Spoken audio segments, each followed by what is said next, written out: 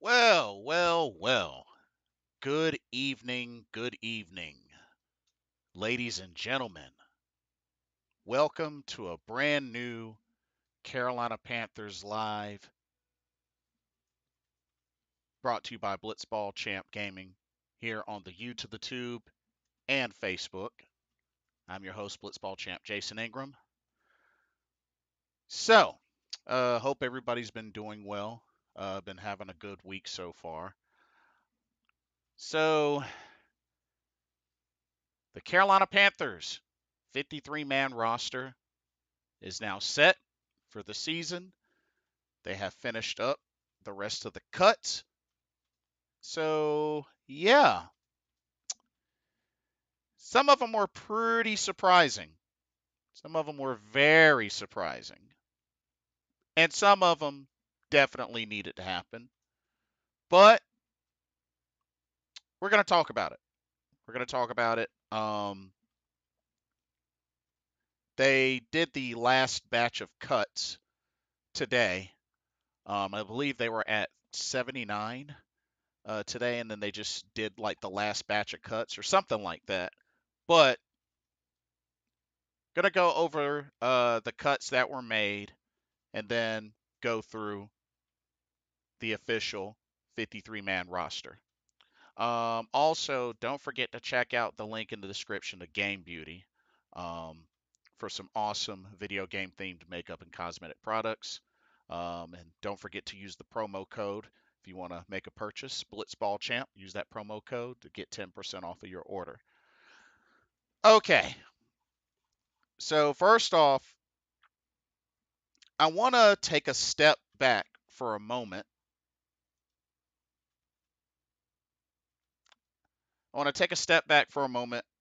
And I want to go through, once again, I want to go through the cuts that were made on Saturday and then the cuts that were made today. And just kind of give my thoughts on those and yeah, go from there. So going through this list here, let me get this back up. So between Saturday and today, so they released 11 players Saturday, as I said in the previous video. They released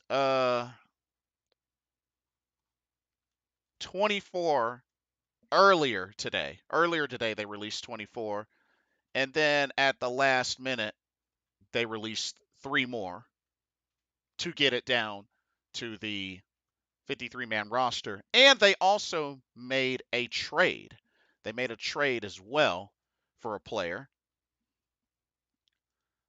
As a matter of fact, let me go ahead and talk about the trade first.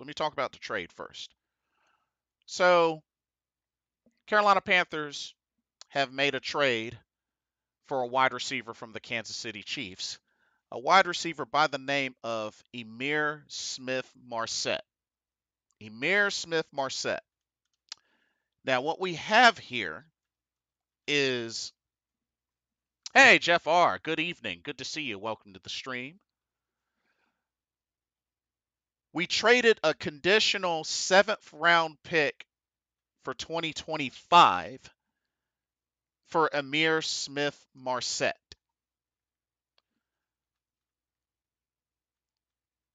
Let's see. 6'1", 185 pounds, who was apparently second in the league in receiving yards this preseason with 9 receptions, 195 yards, and 2 touchdowns in 3 games. Averaged 21.67 yards per reception with a pair of 40-plus yarders.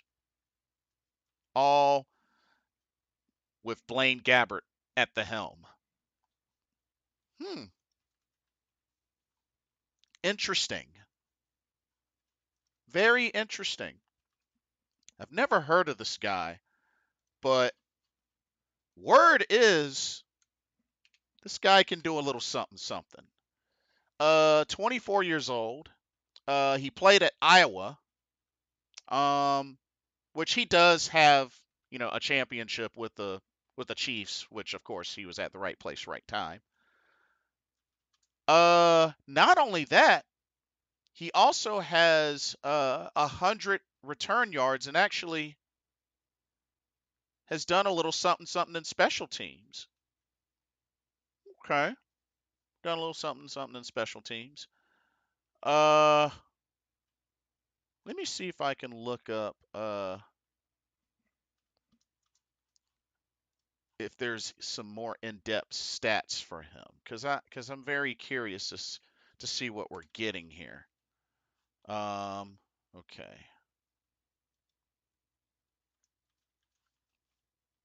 So played with the Minnesota Vikings and the Chicago Bears as well. He had played 8 games for Minnesota back in 2021. 5 catches, 116 yards, 2 touchdowns. And then Chicago played 6 games, only had one reception for 15 yards. So, eh, did a little something something in Minnesota. But as another young guy, he was a 5th-round pick in 2021 out of Iowa. Uh, but yeah, as of today, 9 total catches, 195 yards, 2 touchdowns. When it comes to season stats.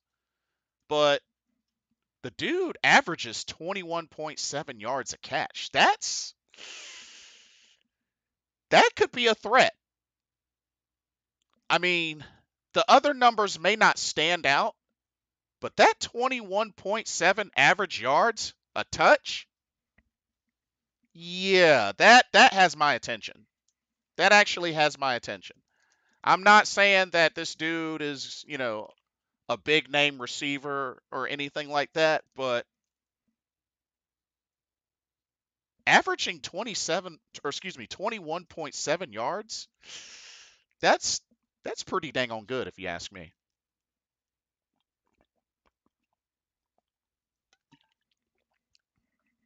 Yeah. But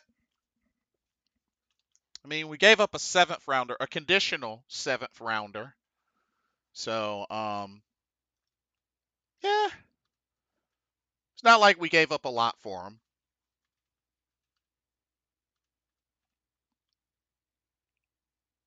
But yeah, a conditional 2025 7th round pick swap with the Kansas City Chiefs.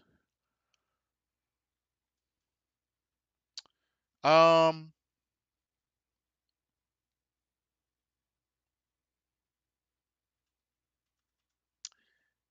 Panthers have short-term injury issues, of course, at wide receiver with Terrace Marshall Jr., Laviska Shenault, and DJ Chark. Um, the Panthers have Arizona's 2025 7th rounder as a result of last year's trade that sent wide receiver Chosen Anderson to the Cardinals.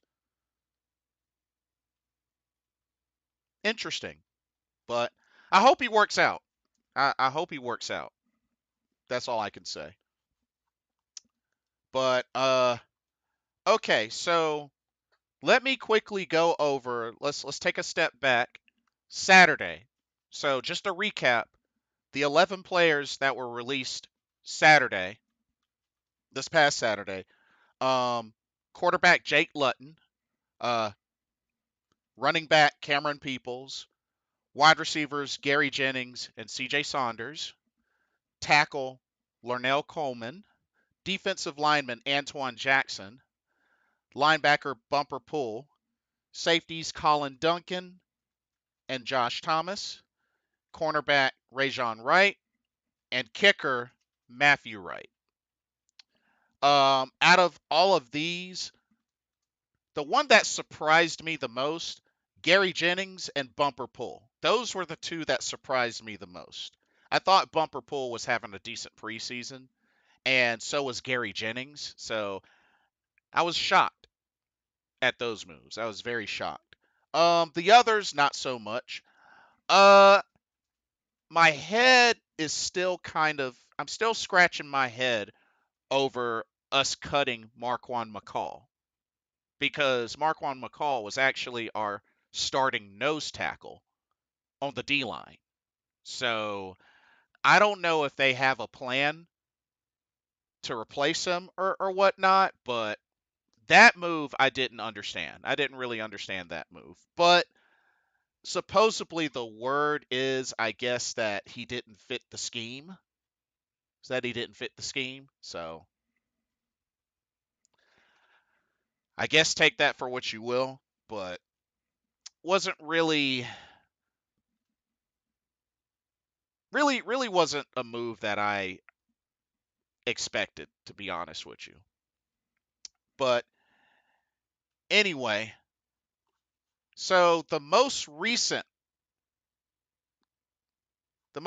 moves, let's see.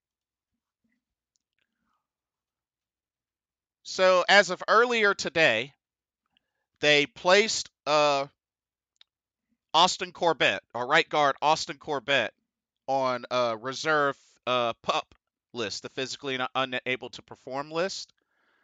And with them doing that, that means that he will have to miss at least the first 4 games.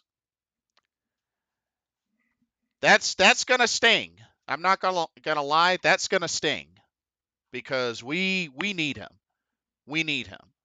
Like with our schedule, that means he'll miss the Falcons, Saints, Seahawks, and Vikings games at least. That's rough. That's rough because as I've said in previous stream, we have to go 2-0. Those first 2 games, we have to. No ifs, ands, or buts. We have to go 2-0. It's a must. Let's see. But yeah, Austin Corbett's on the pup list. Defensive end Henry Anderson was put on injured reserve. So then they waived uh, 22 players. All right, let's go through this list because this list was quite a surprise. Running back Spencer Brown, wide receivers Shi Smith, Javon Wims, and Josh Van. Offensive linemen Justin McCray, Michael Jordan, Deontay Brown, Sam Tecklenburg, and J.D. Dorenzo.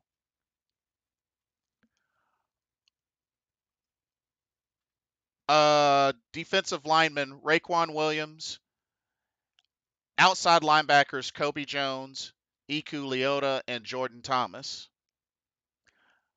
Inside linebackers Deion Jones, Brandon Smith, and AC Ille. Safety Eric Rowe, and cornerbacks Keith Taylor, Stanley Thomas Oliver, Herb Miller, Mac McCain, and Mark Milton. So some surprises there. Some really big surprises. Jeff R says we can go 1-1. Blitz will be okay. Nah, I gotta disagree, brother. Mm-mm.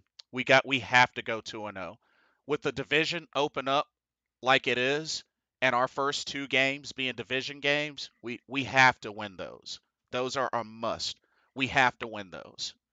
Like Seahawks, Vikings. I mean, it is what it is. But those first 2 back-to-back games, one being a Monday nighter, we have to win those games. No, I gotta disagree. We have to win those games. It they are a must. With the division as open as it is, we can't take any chances. We gotta win those first 2 games. We have to. We got to. I will not accept losses out of either of those 2 games. I can't. I mean, of course, we want to win as much as possible, but starting out with just a whole new look and just what we've been able to build and the division, like I emphasize, the division being wide open, we can't lose those 2 games. We can't lose those 2 games.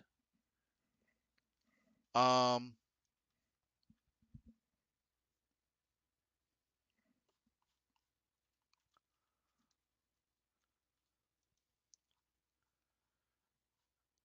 Oh, I got two windows open. Why do I have two windows open? Here, let me fix that. Yeah, I don't know why I had two windows open. Um, nah, these teams aren't strong. It will be close the entire season. Uh, honestly, with how things have been going in past previous previous seasons, like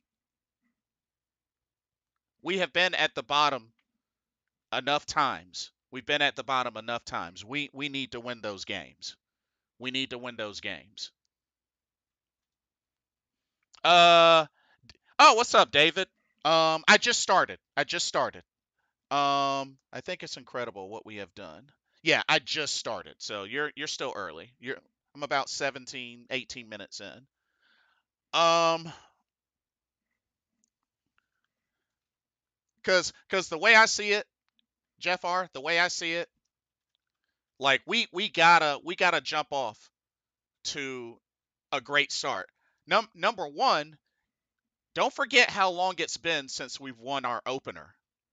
It's been a hot minute since we last won our season opener. So there's that. Secondly, when it comes to the division, number 1, we have no business losing to the Bucks. I'm gonna tell you that right now. We have no business losing to the Bucks. Um, Atlanta, because we have a history of losing in Atlanta, that's one of the reasons why I feel like we must win that game. We must win that game.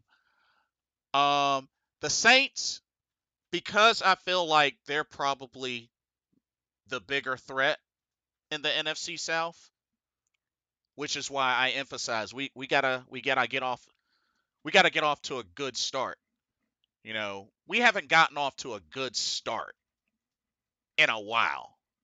Like I don't even remember the last time we got off to a good start.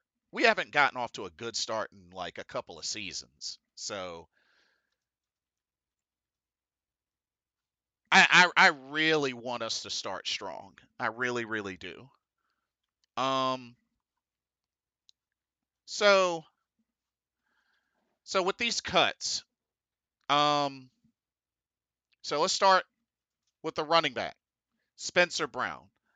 Honestly, I was kind of surprised, but I got a feeling he will make the practice squad because the past couple of seasons he still made it to the practice squad. So I'm pretty sure Spencer Brown will make the practice squad. Um, Wide receivers, Shy Smith. That shocked me. That honestly shocked me. Given the injuries that we have right now with the wide receiving core, I really would have thought they would have kept Shy Smith, especially also with him on special teams as well. Yeah, I was kind of shocked at that move. I personally I would have kept Shy Smith personally. Javon Wims, Josh Van. Eh, I mean, I don't remember seeing much of Josh Van. Javon Wims. Eh, I mean, I'm not gonna say those two getting cut bother me, but Shy Smith being cut, that was kind of a shock to me. That was kind of a shock. Um, Offensive lineman Justin McCray. I know he was playing some center. I think with the twos or the threes, one of them. Uh, I mean,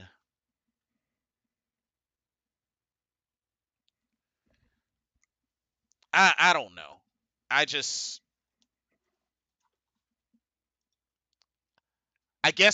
no comment on that.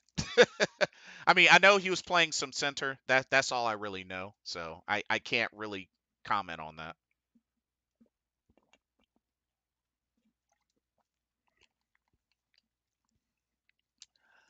David says Shy got into some trouble, so I'm cool with it. That was last year though. That was last year though. and not only that, they still kept him up until now. So I mean, I could understand if they, had just had done something about that last year, but I mean, he got into trouble last year and they still kept him. So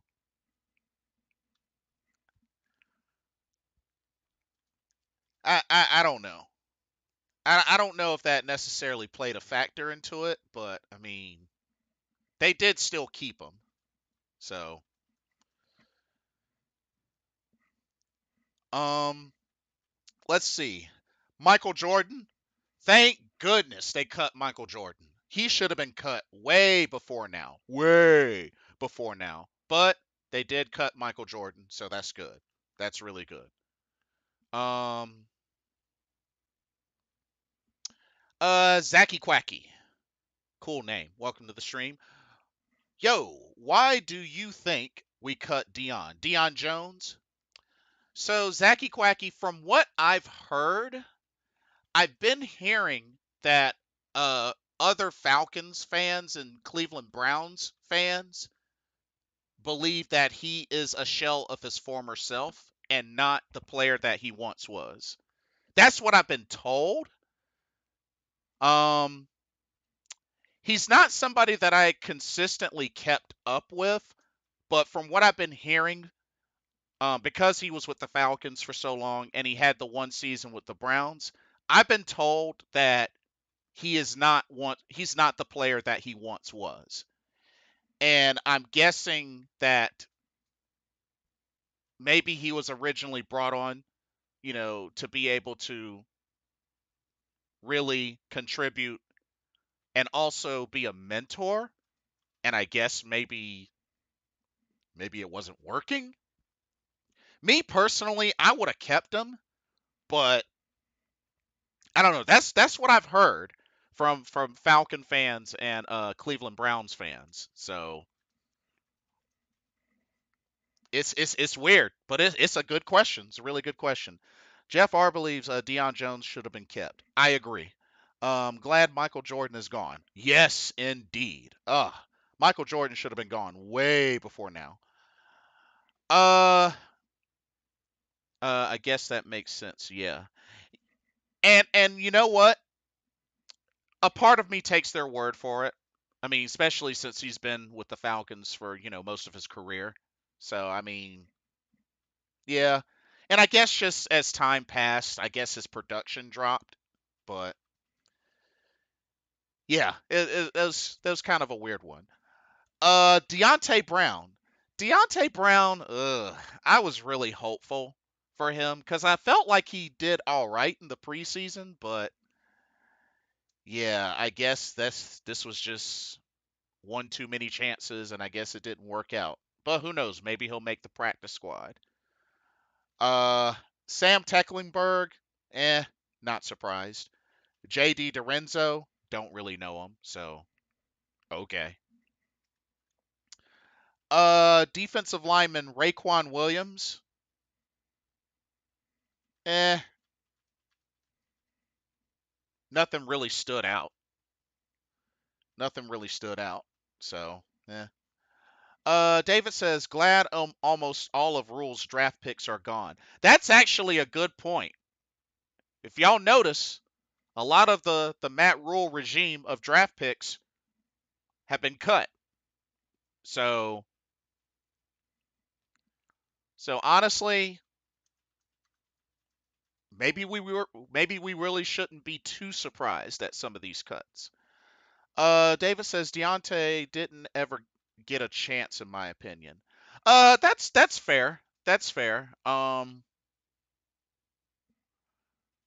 I don't know if we'll ever really get to see what he's fully capable of because I know he had issues trying to maintain weight and such and conditioning, but I don't know. I thought he was making progress, but I guess I was wrong. So yeah. Uh, let's see. Outside linebackers: Kobe Jones, Iku Leota, and Jordan Thomas. Uh, nobody really notable there, so nobody really notable.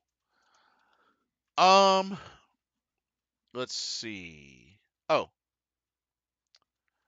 all right, Zachy Quacky. Thanks for stopping by. We'll catch you next time. You have a great rest of your night as well. Good. Thanks for coming through. David says, I read a comment on Twitter earlier that we are after a cornerback. Maybe Josh Norman, the Dark Knight. I mean, he's available, but we definitely do need another corner. But hey, he's available. I'm not against that idea. I'm definitely not against that idea. At least he would have a fresh start. Um, Inside linebackers, Deion Jones. Yeah, we were pretty surprised about that. They waived Brandon Smith. That really shocked me. This was only his second year. Ugh, that one really shocked me. I was pulling for Brandon Smith because that dude hits hard. He's a hard hitting linebacker. Oh man, I was so bummed when they cut Brandon Smith. I was very hopeful for Brandon Smith. That one stung a little bit. That one stung a little bit. Ugh, dang it. David says that's from Joe Person. Oh, for real? Oh, okay. Yeah, I do. I think I follow him on Twitter. Yeah, I think I follow him on Twitter. Um, but yeah, the Brandon Smith cut, that really shocked me.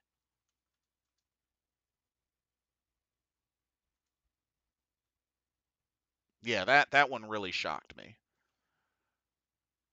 Let's see. Um, Ace Eli or Ace Ellie. Um, don't really know him that well, so I know he played some in the final preseason game, but nothing really stood out about him. David says, in all honesty, Josh Norman didn't really get a chance. The game we needed him against the Bucks, they barely played him. Facts, facts. Especially how dang on C.J. Henderson and Keith Taylor were getting destroyed. Like they should have played him immediately, but yet they let Mike Evans have free reign on our secondary.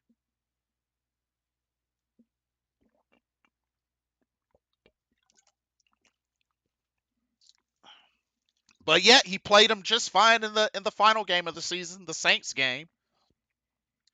Getting a player like that and not playing him on the final game is ridiculous. Yeah, really ridiculous. Especially being that we were down uh J.C. Horn and Dante Jackson. Just really bad coaching. Really bad coaching, if you ask me. Let's see. We waived safety Eric Rowe. Uh, oh yeah, David, I knew what you meant. Yeah, I knew what you meant. But I mean, that was an important game because if we would have won that game, we would have made it to the playoffs. So yeah, I knew what you meant. Safety Eric Rowe. I mean, he got scored on like once or twice, so that one didn't surprise me. Uh, yeah, that one didn't surprise me at all. Um, Cornerbacks: Keith Taylor, Stanley Thomas Oliver, Herb Miller, Mac McCain, and Mark Milton. So let me ask y'all something. The cutting of Keith Taylor, which there were some that were saying he was having a decent preseason. Do y'all agree with that move, cutting Keith Taylor? Stanley Thomas Oliver, that didn't surprise me. Herb Miller didn't surprise me. Mac McCain and Mark Milton, those didn't surprise me. But how do y'all feel about them cutting Keith Taylor? Because many feel like he was having a decent preseason and camp. Let me know how y'all feel about that one.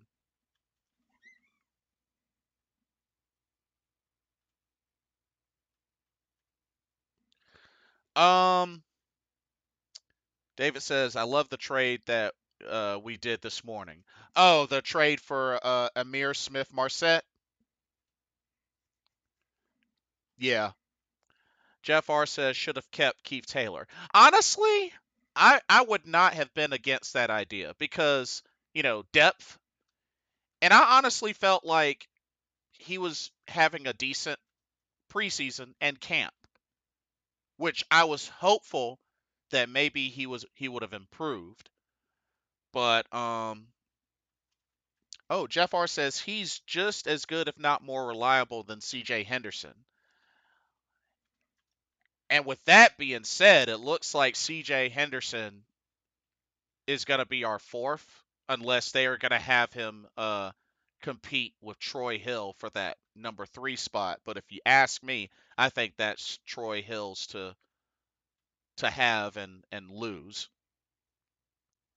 Um, David Screws says that wide receiver could be a beast. Did you see the guy's stats? He led second in preseason in yards, 2 touchdowns. Oh, he is not deaf. He is starting.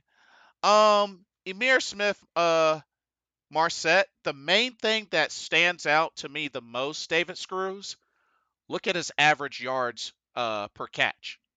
21.7 yards per catch. That's what stands out to me the most. Check out his average. 21.7 yards. Um Joe Valesco. Hey, what's up, Joe Valesco? Good to see you. Welcome to the stream. Um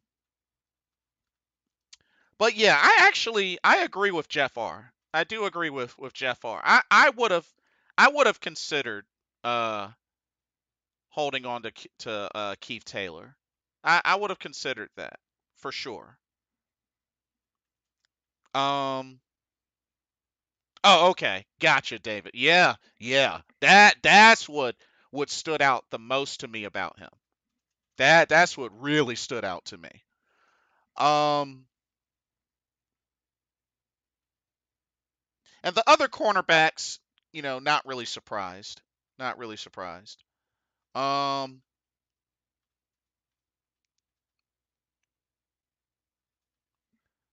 But I am concerned, Austin Corbett missing, at least the first 4 games has me a little bit concerned. Just a little bit. But I'm sure we're going to make another move or two between now and the first week. And this was with second stringers, not first when he got those preseason stats. That is true. Blaine Gabbert was throwing to him. So, yeah, this is true.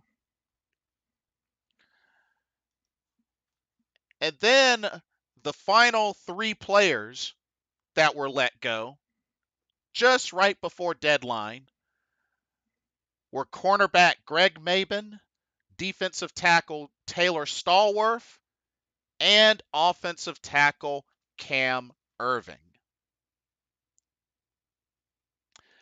Greg Maben, didn't really see much of him. Nothing that really stood out. Um, let's see. Taylor Stallworth, eh,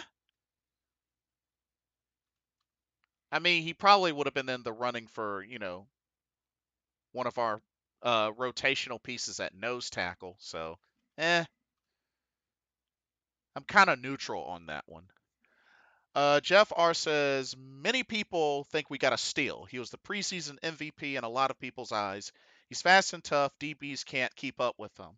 I remember one of his touchdowns, from Blaine Gabbert was like on a deep throw, and he had everybody beat. I think he ran a seam right up the middle, and just had everybody beat.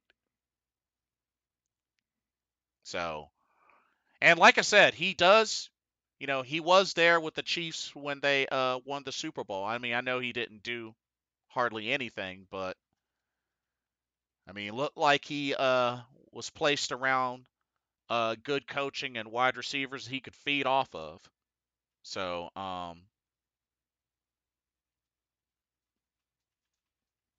We traded 7th rounders for that beast wide receiver for the Chiefs. You do realize he was on the bubble. Yeah. Oh yeah. Oh yeah. Oh yeah. Um, once I saw some highlights once the trade was announced, and I was just like, okay, he could definitely step in and help.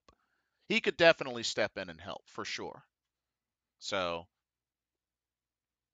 be a nice little piece for the wide receiving core, especially as the others heal. Joe Velasco says, I heard that the Chicago Bears' Darnell Mooney is reportedly a trade candidate. Remind me the position. What position does he play? The name doesn't ring a bell. Um,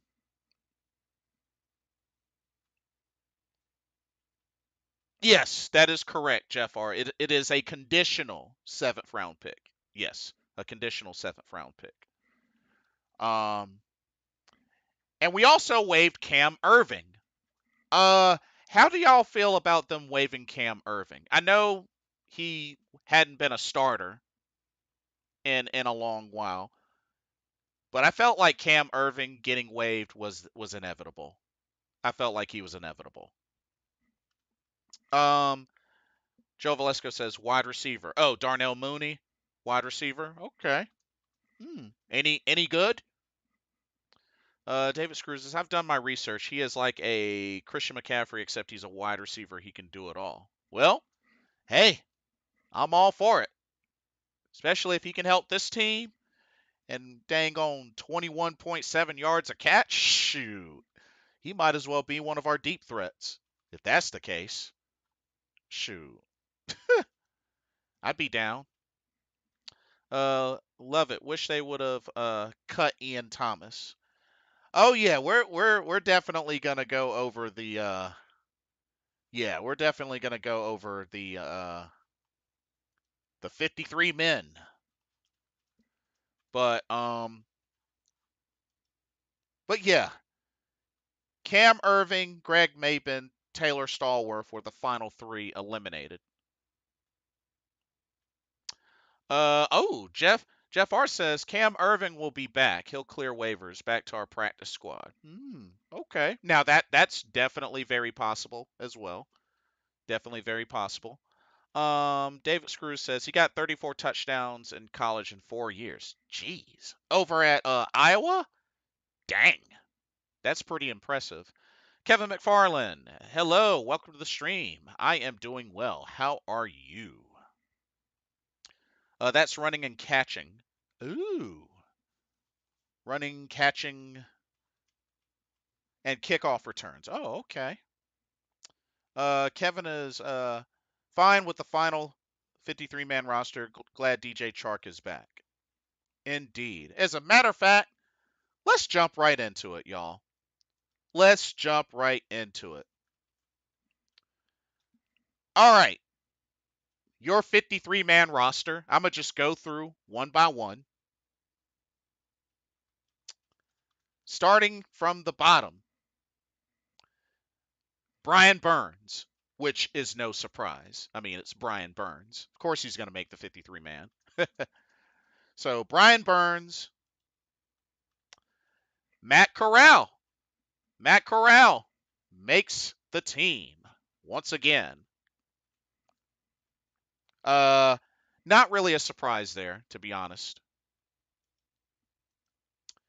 Raheem Blackshear, running back Raheem Blackshear, definitely a keeper, both running out of the backfield and special teams. I think he's going to be our main special teamer.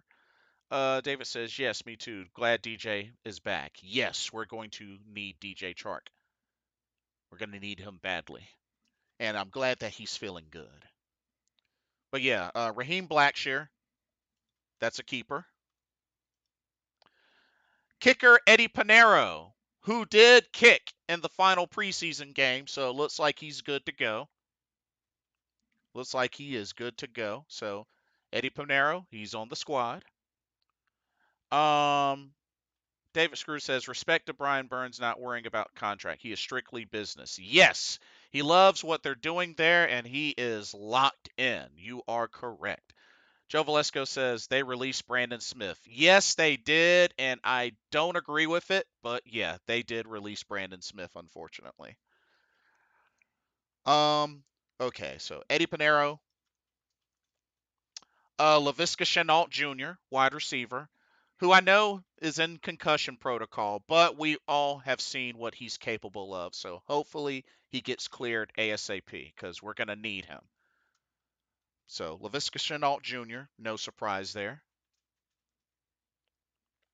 David says, I wish we would have kept that backup kicker. He might make the practice squad, but I don't know. Keeping two kickers, he'll probably make practice squad just in case. Just in case. Uh, let's see. Of course, Miles Sanders, which that was an easy one. Which Miles Sanders should be ready for week 1. Uh, Shaq Thompson, that was a no-brainer. J.C. Horn, another no-brainer. Bryce Young, of course. He's going to be tested. He's our number 1 guy. He's going to be tested, but he had a good preseason, didn't turn the ball over, ate a few sacks, but made some good throws, some good reads. And the main thing, he didn't turn the ball over. In 3 preseason games, he did not turn the ball over.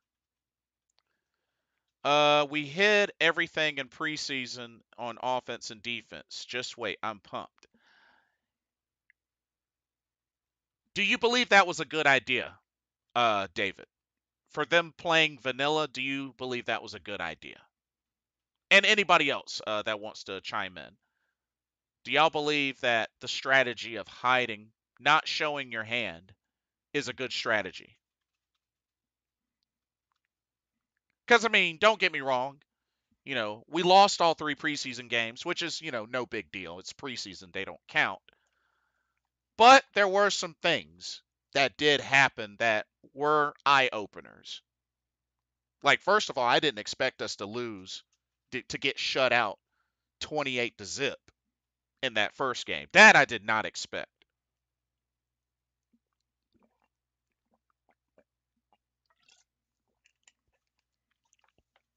Okay, David says, love how this coaching staff is keeping things secret, unlike Rule. Okay, so you're down with the strategy. I feel you. Gotcha, gotcha. Okay, where are we? Bryce Young. Yeah, said Bryce Young. All right. Punter, Johnny Hecker, who I did get a chance to meet at training camp. Really nice guy. Very nice guy. Very patient. Very patient. But yeah, Johnny Hecker, that's our all-star punter.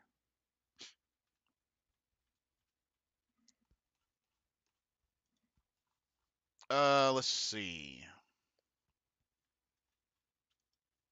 Ah. David says, look at Bryce's stats in the last game. That's scary. Yeah, 7 of 12, 73 yards and a touchdown. Had a rating of 103.8. Only got sacked once. 3 rushes, three carries, 21 yards as well. Even scrambled on a 3rd and long and got the first down. So, Bryce looks ready. Bryce definitely looks ready for sure. All right, let's see. So Johnny Hecker said him already. Andy Dalton. Okay, so Andy Dalton. Let me ask y'all something. Because me and shout out to Corey of Keep Pounding. We've been talking about this one for a bit. In all honesty, how do y'all think Andy Dalton looked this preseason? Or just this camp in general? We know he only played in the last preseason game. But in all honesty, how do y'all really feel about Andy Dalton?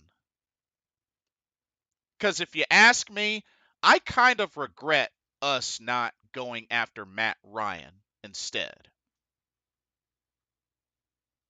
But how do y'all honestly feel about Andy Dalton? David says I was wanting CJ, but Bryce cares and wants to learn consistently. So I'm sold on Bryce. Oh yeah. Oh yeah. Bryce definitely has gotten off to a great start. We just got to see if it translates into the regular season. But he's off to a great start, that's for sure.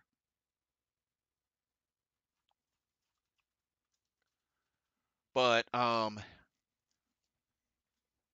there's a lot of folks that are arguing that Matt Corral should be the number 2 and Andy Dalton should be the number 3. Um I don't know. My whole thing is Andy Dalton really hasn't been the quarterback he once was back in Cincinnati, which was where he won his 3 Pro Bowl awards. Um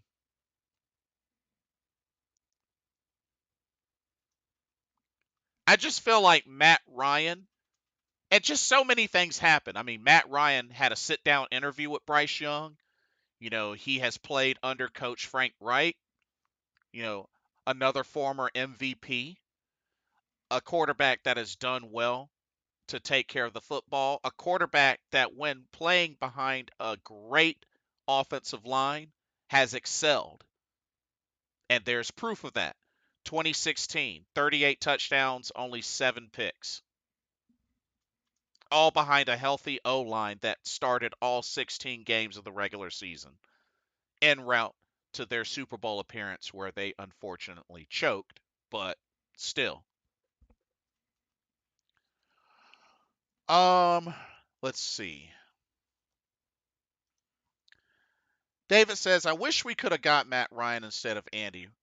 When though I have a strong hate for Matt, but I'm over it. No, he is rusty, and I like Andy, but I feel like he doesn't have it anymore. Yeah, I mean, just is a former shell of himself now. That's for sure. But he is a veteran, and I don't know. Maybe he can contribute as a mentor in some shape or form, but I don't know. I feel like he didn't really have a good preseason, but it is what it is. Jonathan Mingo. Who is excited for Jonathan Mingo? I hope that he was able to really explode because I'm having my eyes on Jonathan Mingo. I think he'll end up doing well. I think he'll do well. Oh, interesting comment here from Jeff R. Let's see. Andy Dalton was brought in for one reason and one reason only, to help develop Bryce, not to play. Others say others say he's a great teammate and a good guy. Matt Ryan is a jerk, according to past teammates. Hmm. Even dating, I take it dating back to his time with Indianapolis and Atlanta. Hmm. Interesting. Interesting. I mean, it's definitely safe to say that on paper, like stat wise, accomplish wise, Matt Ryan is the better quarterback. But those are some interesting points there, Jeff R. Those are some interesting points. And that just brings confirmation that Andy Dalton has pretty much accepted what his role is going to be, and just like you said, help develop Bryce. David says, just want to say you're awesome and down to earth, great content. I appreciate that, David. I do. Always glad to have you. Always glad to have you. Indeed. Uh, I'm very excited for Jonathan Mingo. I like what I've seen of him so far. I'm very excited for Jonathan Mingo, and the coaching squad loves him. So hopefully he can really break out and have a great rookie season. All right, continuing on. DJ Chark Jr. Obviously. Uh, can't wait to see him back on the field. I believe he's going to do great for us. Main thing is I hope he can stay healthy.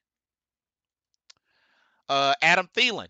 Adam Thielen, great preseason, and is the owner of Bryce Young's first touchdown. That's right, his first touchdown pass received by Adam Thielen. So, hey, been working on that rookie veteran connection in the preseason. I like it. I really think Adam Thielen is going to be a really great mentor for this wide receiving core and will be able to make plays himself as well. I mean, he's already off to a great start with his connection with Bryce Young on, medium passes, short passes, just really, I felt like he did really good. So, glad to see the connection really going well, and even DJ Chark as well. Even DJ Chark as well. So I really strongly believe if Bryce Young gets plenty of time, he is going to find the open guy, and I believe he's going to make the right decision as well. So just wait and see. Just wait and see. Okay, Adam Thielen. Uh, Safety Jeremy Chin, obviously, which I expect that he'll be moving around quite a bit, especially, nickel, safety. He'll be all over the place for his versatility. All right. Uh Safety Jamie Robinson. Ah. So one of our draft picks, Jamie Robinson, he made the team. Uh Only thing I'll say about Jamie Robinson is I hope he can back up his smack talk. I hope he can back it up. That's all I can really say about him. But he made the squad. All right, next up, CJ Henderson. Well, I know a lot of people are still pretty upset that CJ Henderson is still on the team. But I mean, some say that he had an okay training camp and preseason. So all I know is this is it for CJ Henderson. If he doesn't break out, it's a wrap for him. If he doesn't get it together and really turn his game around, it's a wrap for him. It's a wrap for him. And honestly, I'm not confident.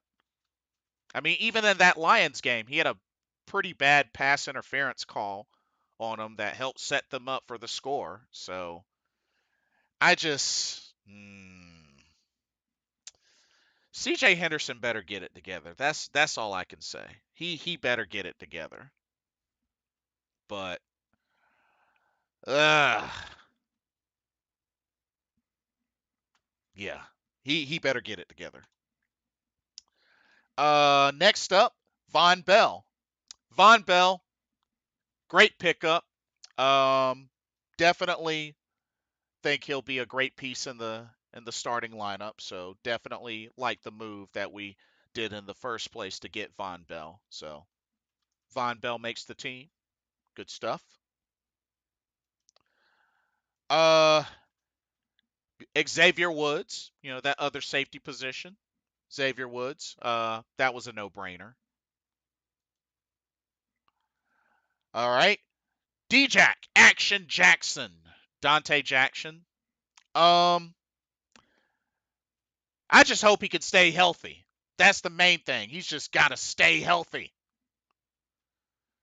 The dude can make plays, but he's got to be on the field to make plays.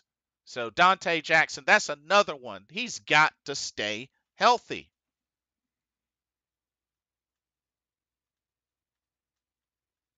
He has got to stay healthy. That's the main thing.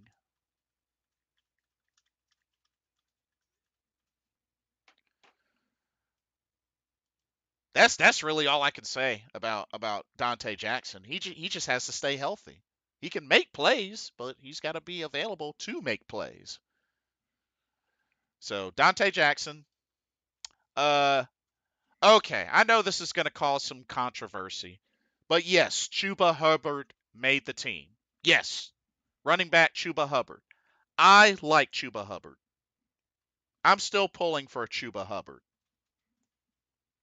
I know a lot of folks don't like Chuba Hubbard, but honestly, I think he's decent. Now, don't get me wrong.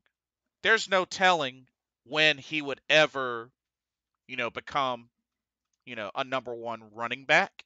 I mean, we all know that in his rookie year, he had to fill in for Christian McCaffrey. So he has some starting experience under his belt early. But whether he evolves over the years or not remains to be seen.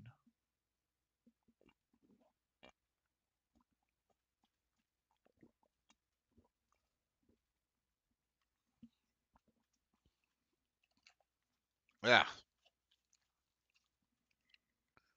But it remains to be seen if he can ever become that true running back number one.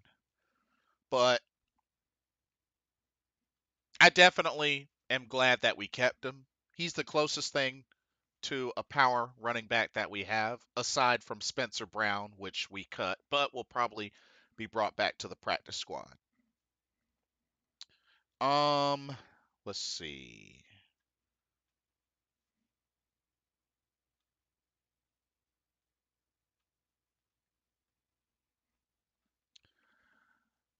All right, let's keep it going. Chuba Hubbard. Next, Troy Hill, our newest cornerback signing. Troy Hill. I mean, he was brought on for obvious reasons, and I think he will be inserted right into the starting lineup fairly easily. So happy for Troy Hill. I think he'll do well. Great experience, great player. Think he'll really help out this cornerback room. All right. Next, safety Sam Franklin Jr., which I think he had a great preseason. I think he definitely had a great preseason. And he even has an interception this preseason. I expect he'll be mostly on special teams, but, you know, be able to come in occasionally on a defensive player too. But yeah, Sam Franklin Jr. made the team. I'm all for it. All right. Next up, long snapper JJ Jansen. I mean, of course that's an easy one. That's an easy one. Say nothing more. That was an easy one. So JJ Jansen for like the 28th, 29th year in a row. Uh, but hey, that's consistency for you. Next up, tight end slash fullback Giovanni Ricci, who had some pretty nice catches this preseason. The dude's got hands. I will say that. You might not see Giovanni Ricci on a lot of plays, but the dude has got good hands. I will say that. The dude has good hands.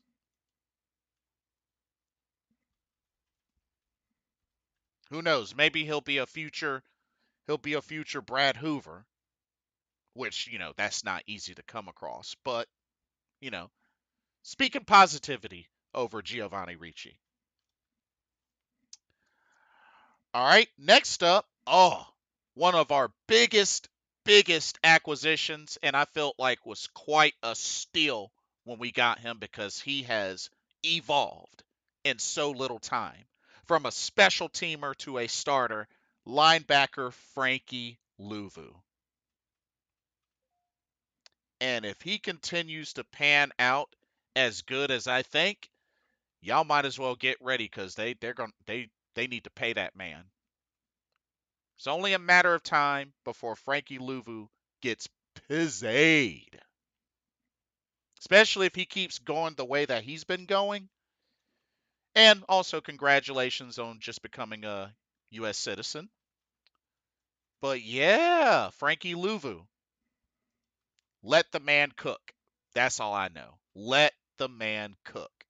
And I think he will definitely cook with the best type of gas you can find. I mean, high grade level for all the best meals that you can think of, courtesy of Frankie Louvu.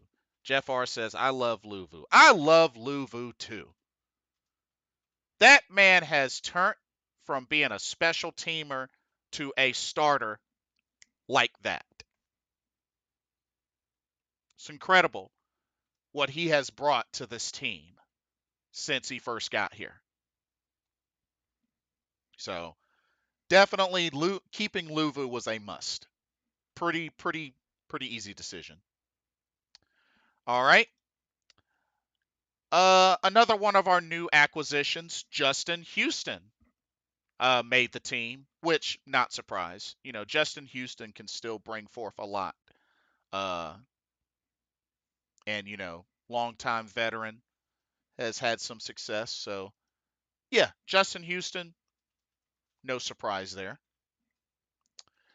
All right. Um, third round draft pick, DJ Johnson, the draft pick that we moved up to get. DJ Johnson makes the team. Uh, can't say I've really seen much of him this preseason, so I don't really know how to feel about him, but I mean, we'll see. The coaching squad loves him, especially Coach Ajaro. He loves him, so I mean, I hope he pans out. Hope he pans out. Next up, somebody I think we all should keep an eye on, especially with what he's done in training camp. Linebacker Camus Groiger Hill. This is somebody that might be a sleeper that will awaken in due time. Keep an eye on him. This is somebody that's showed some flashes in a good way. I think he could contribute to that linebacking core. I think it's only a matter of time because he's picked off a handful of passes in training camp. So we'll see.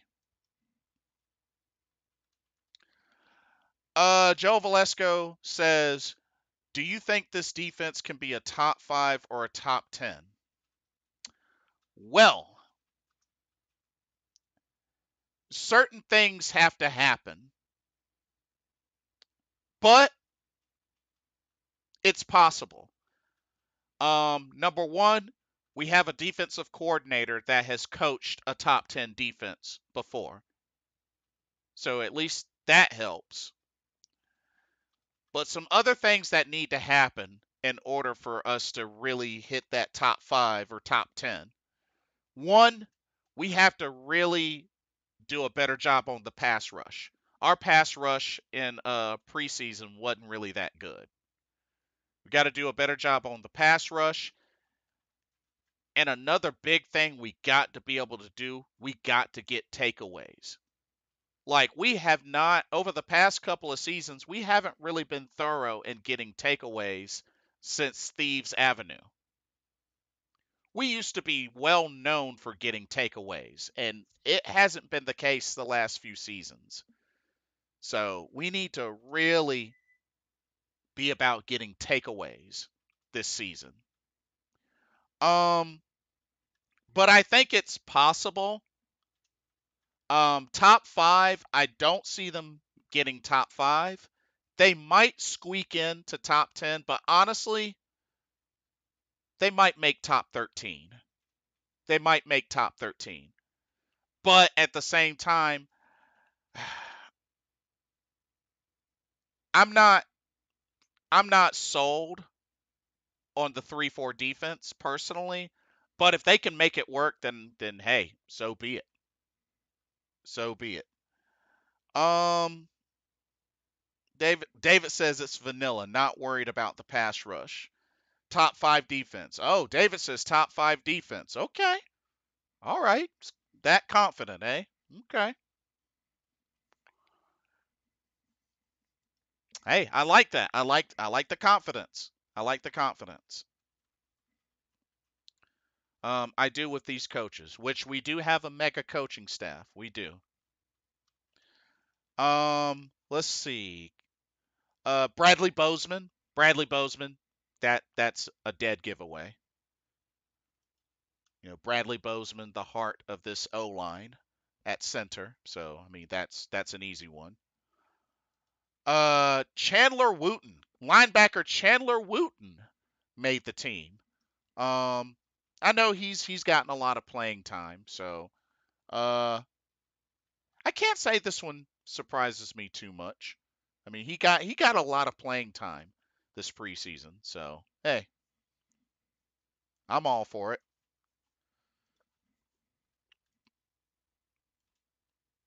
Okay.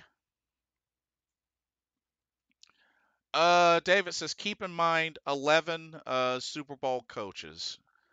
This is true. This is true.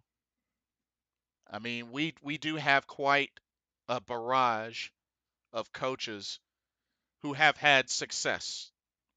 So you're not wrong. You're not wrong. Uh, tackle Ricky Lee, which is an offensive lineman I have seen quite a bit in the rotation in these preseason games. But it looks like they like what they saw out of Ricky Lee. So, hey, Ricky Lee makes the team. Let's see. Chandler Zavala, rookie draft pick. Chandler Zavala makes the team. You know, not surprised there. He gets to play alongside his NC State teammate Ike Ekwonu. So, but yeah, that one's no surprise. Uh, Cade Mays, no surprise. I mean, we gotta keep the depth at O line strong. So, Cade Mays definitely stays. Uh, guard Nash Jensen made the team, which I remember it was a while back that we acquired him. But I guess they like what they saw out of Nash Jensen, but they're keeping him. Is another guard. Another guard. Looks like he was mainly left guard or right guard, one of the two. Um, better than Pat and Jordan. Oh, Pat F line. Yeah, yeah. Pat. Although Pat did better at center than he did at guard, but no, that's a fair point. Fair point. Let's see. Next up, defensive tackle LeBrian Ray, which was kind of interesting. I don't remember seeing much of him, but LeBrian Ray, which I still think our defensive tackle room is kind of thin, a little bit thin, but apparently they saw enough out of him for him to make the squad. So hey, we'll see how he pans out. Guard Brady Christensen, of course, that was an obvious one. Brady Christensen. Got to keep that O line intact. Brady Christensen still has a false start issue here and there to fix. But for the most part, Brady Christensen, I feel like has been pretty solid. Just have to work on his footwork and just penalties. Just have to lessen the false starts, and I think he'll be fine. I think he'll be fine. David says, hold on. David says, by the way, Joe Person said within the next 24 hours, don't be surprised if we get a cornerback. Well, here's the thing. Um, are they thinking of trading for a cornerback or just going after a free agent? Because I'm kind of curious to see. Uh,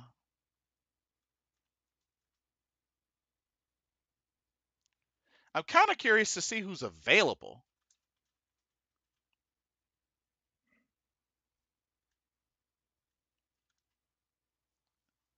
let me actually see who's available.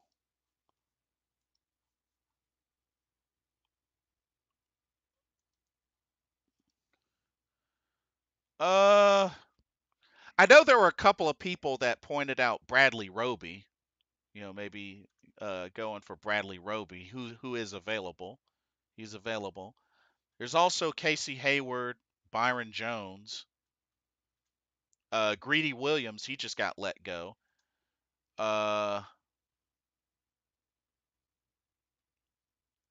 I mean, there's some names out there. There's definitely some names out there.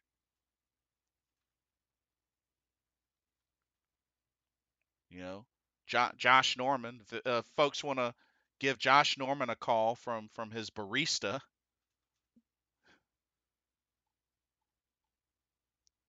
Man, that's interesting. Due to running a barista.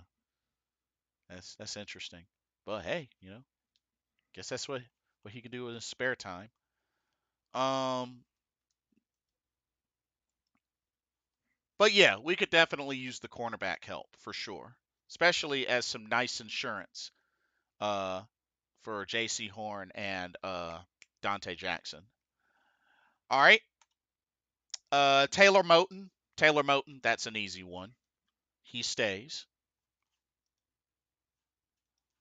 Some say he might have regressed a little bit, but I think he's still a solid tackle.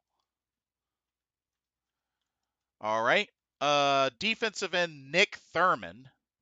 Nick Thurman. I don't really know that much about this guy, but the interesting thing was he was in the lineup behind Marquand McCall, but yet we cut Marquand McCall. David says, "Good night, bro. Going to bed." All right.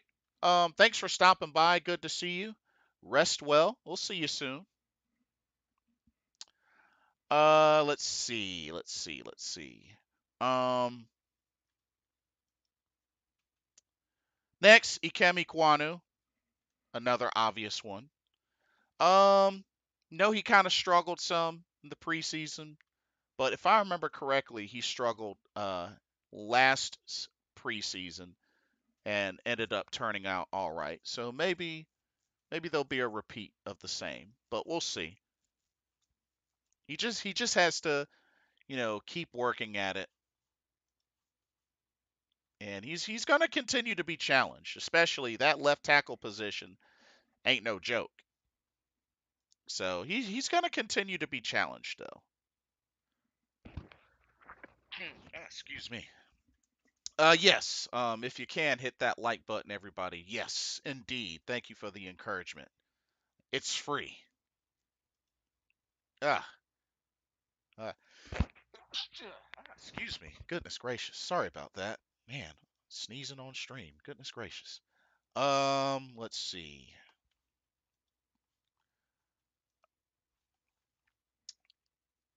Keep pounding, David. Keep pounding. Indeed. Good night.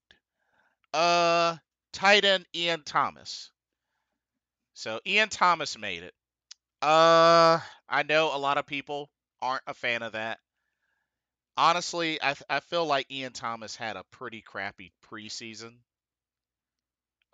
Personally, I would have been fine with keeping Trumbull and Hayden Hurst, but I don't know. Ian Thomas just, ugh, I'm just about at the point where I'm about ready to give up on him. I just to be honest with you, but yeah, it's crazy. But Ian Thomas, he made the team. Hayden Hurst, that was an easy one. Um, Tommy Trumbull, easy one. Let's see. They kept Derek Wright. They actually kept Derek Wright. Um, on the website they have him at tight end, but I know he's mainly a wide receiver. But yeah, they kept Derek Wright. Um, I have nothing against it.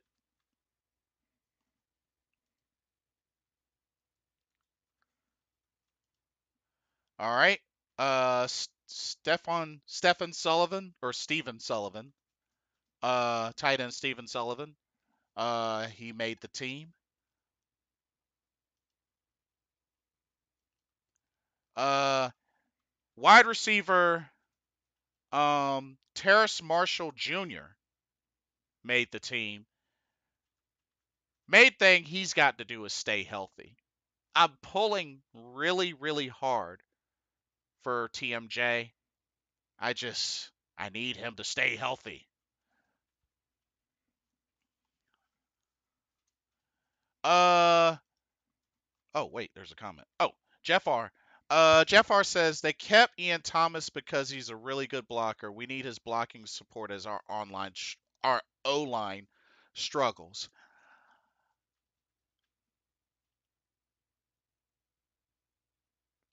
First off, that is true.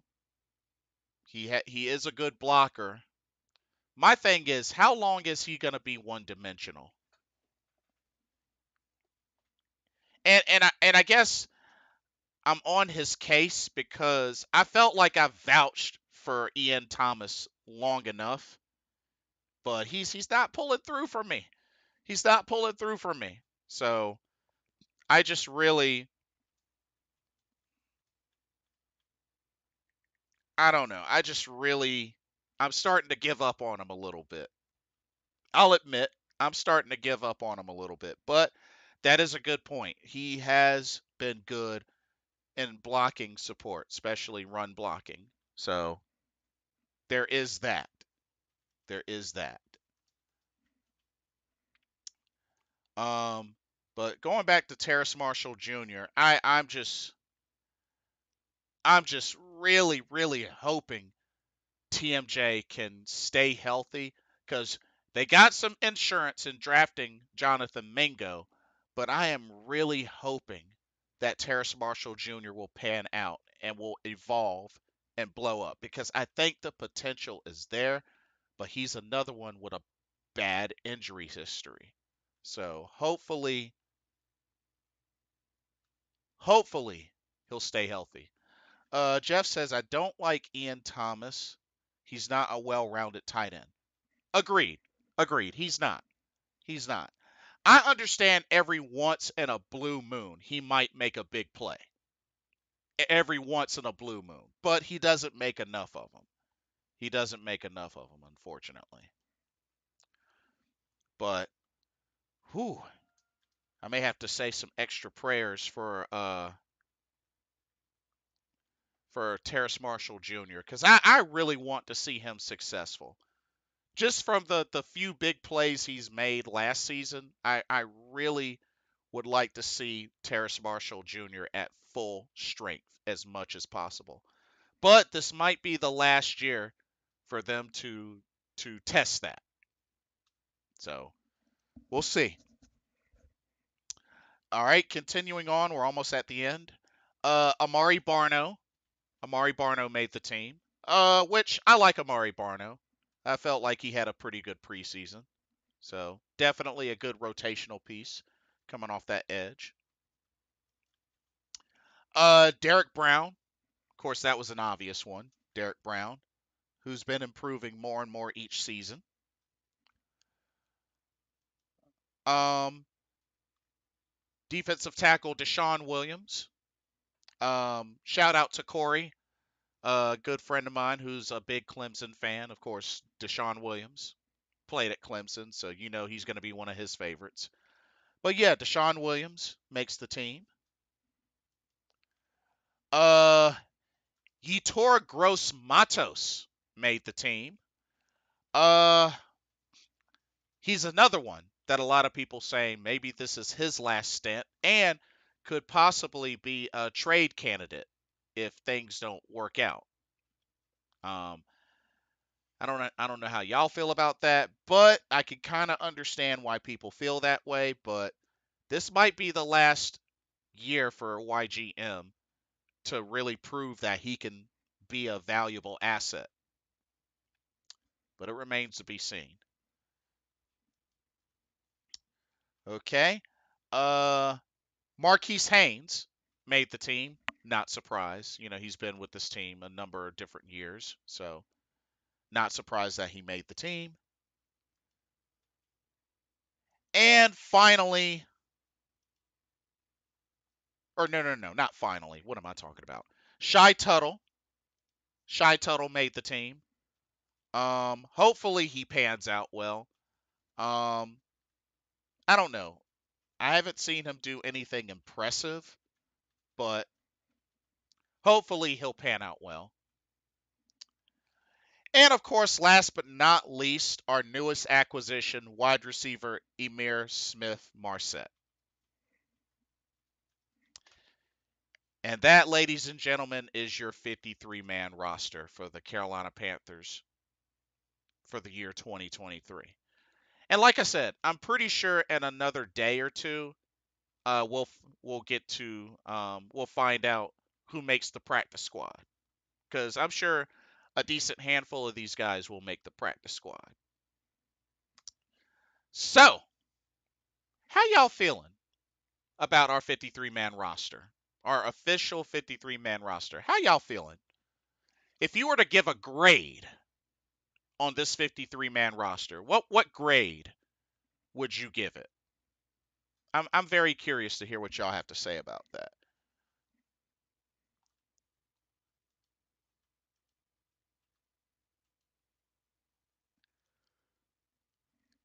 Cause I know I could see a couple of different grades. I could see this having that would be kind of fair.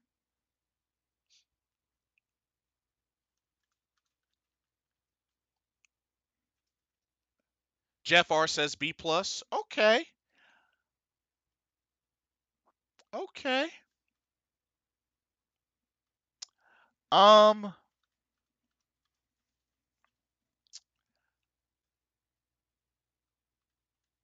I was really thinking, with the necessary moves that they made, some of the cuts, a few of the cuts I was kind of shocked, but they made a lot of good cuts too. So, in all honesty, I have to say at least a B to B plus, but at least a B. I think they made some right decisions with this 53-man roster. I think if it weren't for certain cuts, I would consider almost like guaranteed B plus to even potentially a A minus. But I'm gonna settle with a B. I'm gonna settle with a B, at least a B. If anything, a big thing that has happened, a lot of the old draft class from Matt Rule out of there, out of there. So, maybe that was the poison, the toxin that they needed to get out of there. Leave no stone unturned. You know what I mean? You know, we all know the filthy toxin that carried alongside Matt Rule. He's not there anymore. There's still a few things of, the draft class there, but they've gotten out. So I think they went about this the right way. I really did. I think they went about this the right way. Um, Jeff R says should have kept Deion Jones and Keith Taylor. I agree. I also would have kept Brandon Smith and Shy Smith. I think those four I would have kept. I would have kept those four. I would have been in strong consideration to keep those four. Also bumper pool as well. But something tells me I think a handful of them may sneak their way onto the practice squad. Here's hoping. But yeah, we'll probably find out in a day or two.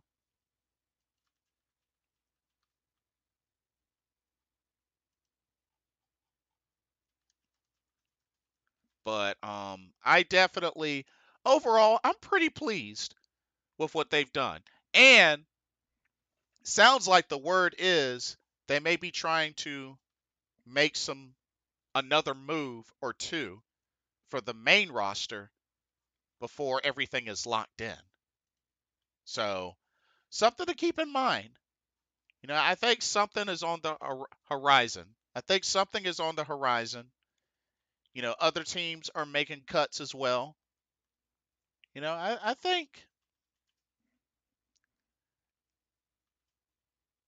they're onto something. I think they're maybe onto something. Um, Jeff R says they love Groigler Hill at that linebacker spot. I think he's going to evolve into somebody. It might take time, but the dude had a phenomenal training camp. He had a phenomenal training camp. So I think we just have to wait and see if he pans out. But I think they might have a gem, a hidden gem in Camus. I think they do. Um, I'm anxious. I'm very anxious. And even going to the interview, the press conference that Frank Wright had when asked about, we haven't really seen, much behind this 3-4 defense, and he was like, "Good, mission accomplished." So that even adds more evidence that, yeah, like David Screw says, they've been playing very vanilla, very vanilla. So I don't know. Come week one, I mean, I don't know what everybody's expectations are, but come week one, it'll be interesting to really see what this team looks like, especially if we've been covering up some stuff. You know what I mean? I'm very curious to see what this team is going to look like week one at Atlanta, which, like I said, next week, it all starts next weekend. Whew. I'm excited, y'all. I'm excited. I'm anxious to see what we do next. I'm anxious for our players dealing with injuries to hopefully be able to get back to 100% before week one. Um, I'm ready. I'm ready for things to really get turned around this season. And y'all, I'm ready to see Bryce Young start cooking in the regular season. Dude had a decent preseason. He didn't turn the ball over. Yeah, he only got one touchdown. I understand. But he didn't turn the ball over. Bryce Young kept doing his best to make good decisions. And despite his size, the dude can take a hit. Now, I understand that those are hits that you don't want him to keep taking, but the dude can take a hit. Brings out that competitive spirit. But you know what? The dude has been making good decisions with the ball. Hands down, he's been making good decisions. And if he can carry that into the regular season, like we believe that he can, we might have our quarterback for the next handful of years. That could be a big piece that helps us get back into the playoffs and help Carolina become a threat again, because we haven't been a threat in a long time. And all this for them taking a chance at moving up for that number 9 pick in the first round to the number 1 pick. Bold move. Bold move. Jeff R says Bryce Young is going to be a great quarterback. I think we got lucky to even get him.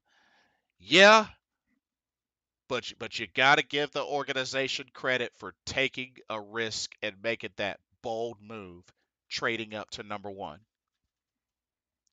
And I think a big part of it was folks were getting sick and tired. were getting sick and tired, and they needed to make something to they needed to do something to really shake things up. And that they did. And honestly, I don't know how long it took for them to get to the conclusion on Bryce Young specifically, but like you said, Jeff R., it looks like they were very lucky to have made the decision on picking Bryce Young.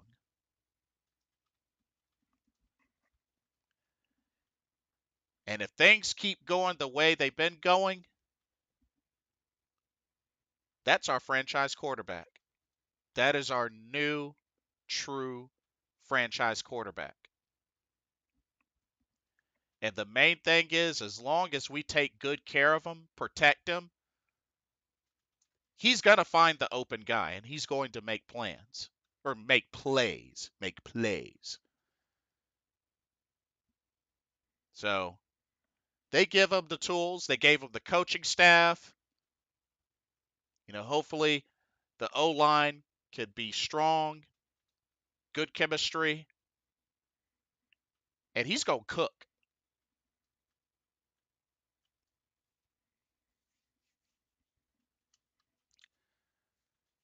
He's got some weapons in the run game and the pass game. Folks are getting back to being healthy. So they just got to capitalize. Just got to capitalize. But I'm excited. I am excited. I can't wait. I can't wait. I am so excited and I'm anxious. I'm anxious to see how we do. But anyway, uh here's an interesting, check this out. According to Twitter account, Panthers on Tap or X. Matt Rule's draft picks that are no longer with the Panthers. Check this out. Troy Pride Jr., Kenny Robinson, Bravion Roy, Davion Nixon, Thomas Fletcher, Phil Hoskins, Brandon Smith, Kalen Barnes, Deontay Brown, Shai Smith, Stanley Thomas Oliver, Keith Taylor. All Matt Rule draft picks, and they are no longer on the team. Can you believe that? It's crazy, isn't it? Wow.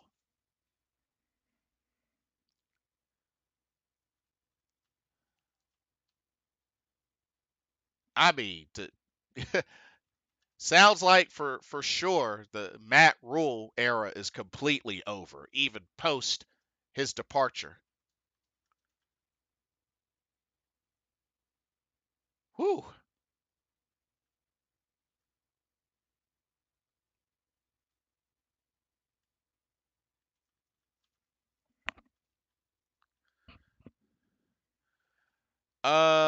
Jeff R says, "Geez, they all gone. LOL. Only Trumbull left, I think."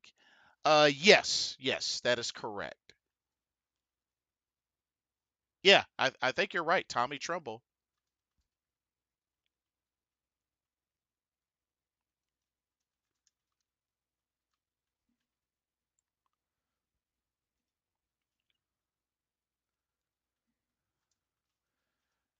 Joe Valesco says, if the Panthers make the playoffs and win a playoff game, should Frank Wright win Coach of the Year?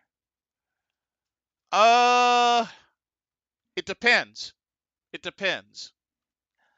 I don't think that guarantees it, but it would put him in the running. It would definitely put him in the running. But yeah, that would put him in the running. Jeff R says, "Oh, and D Brown, Derek Brown. Oh yeah, that's right. Derek Brown is from the Matt Rule regime. That's true. So Treble and Derek Brown. Yeah, that is true.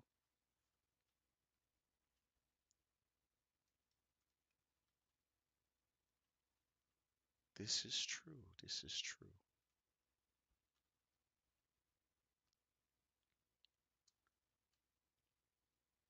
But um, hey, Vietnam, what's good? What's good? What's up, Blitz? Icky too. Oh yeah, Icky Iquanu. That's right, because that was during the very small last stint of Matt Rule before he got let go, and then Steve Wilkes took over.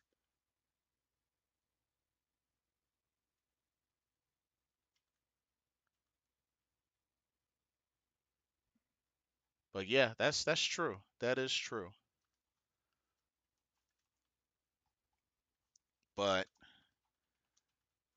yeah, I'm very curious to see what happens in these next couple of days. But let's see. Vietnam says, "What's up, Blitz? Good to see you. Um, I know I'm late, but what do you think about them keeping CJ, YGM, and CJ? Oh, do you mean DJ? Uh, DJ Johnson and CJ Henderson? Uh, CJ Henderson. I mean, I'm not too surprised, mainly because I mean of where his spot is on the depth chart. But at the same time, this is the last straw for CJ Henderson for sure. This is definitely the last straw for CJ Henderson. Oh, you meant Ian Thomas. Ah, gotcha. No problem, no problem. Uh, but yeah, CJ, yeah, I mean, but if everything goes well, he'll be like that number 4 quarterback. You know, that is if J.C. Horde, Dante Jackson, and we picked up Troy Hill. But I believe word is, according to Joe Pearson, that Carolina may be going after another cornerback. So we'll see. YGM, YGM. I think this is another like this is his last straw. And one of the things that they're doing with YGM, they did move him to linebacker, to outside linebacker. So maybe the position change might go well for him, but he's another one that this is pretty much like this is his last straw. And then Ian Thomas, uh, I felt that way, but then Jeff R actually made a good point. Ian Thomas is still a solid blocker when it comes to runs and I believe potentially pass blocking sometimes, but Ian Thomas is still solid at blocking. So that was that and that's a valid argument. That's a very valid argument. But if it was up to me, it would have been the Trimble and Hurst show for me. But the thing with Ian Thomas is I don't feel like he makes enough plays in the receiving game. But in the run game, yeah, as a blocker, I get it. I definitely get it. Um, if anything, Vietnam, the cuts that surprised me, Brandon Smith, Shy Smith, uh, Keith Taylor, Bumper Pool. I know this is way a long while ago, but Marquand McCall, like those cuts surprised me. Those cuts really surprised me. Um,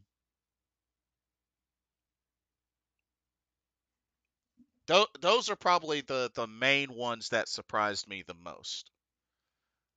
Spencer Brown, but I truly believe Spencer Brown will be back on the practice squad like he was the previous times. Um, but I'd say probably in a day or two, maybe a handful of these guys will be back on the practice squad. So that's at least that's what I'm thinking. But uh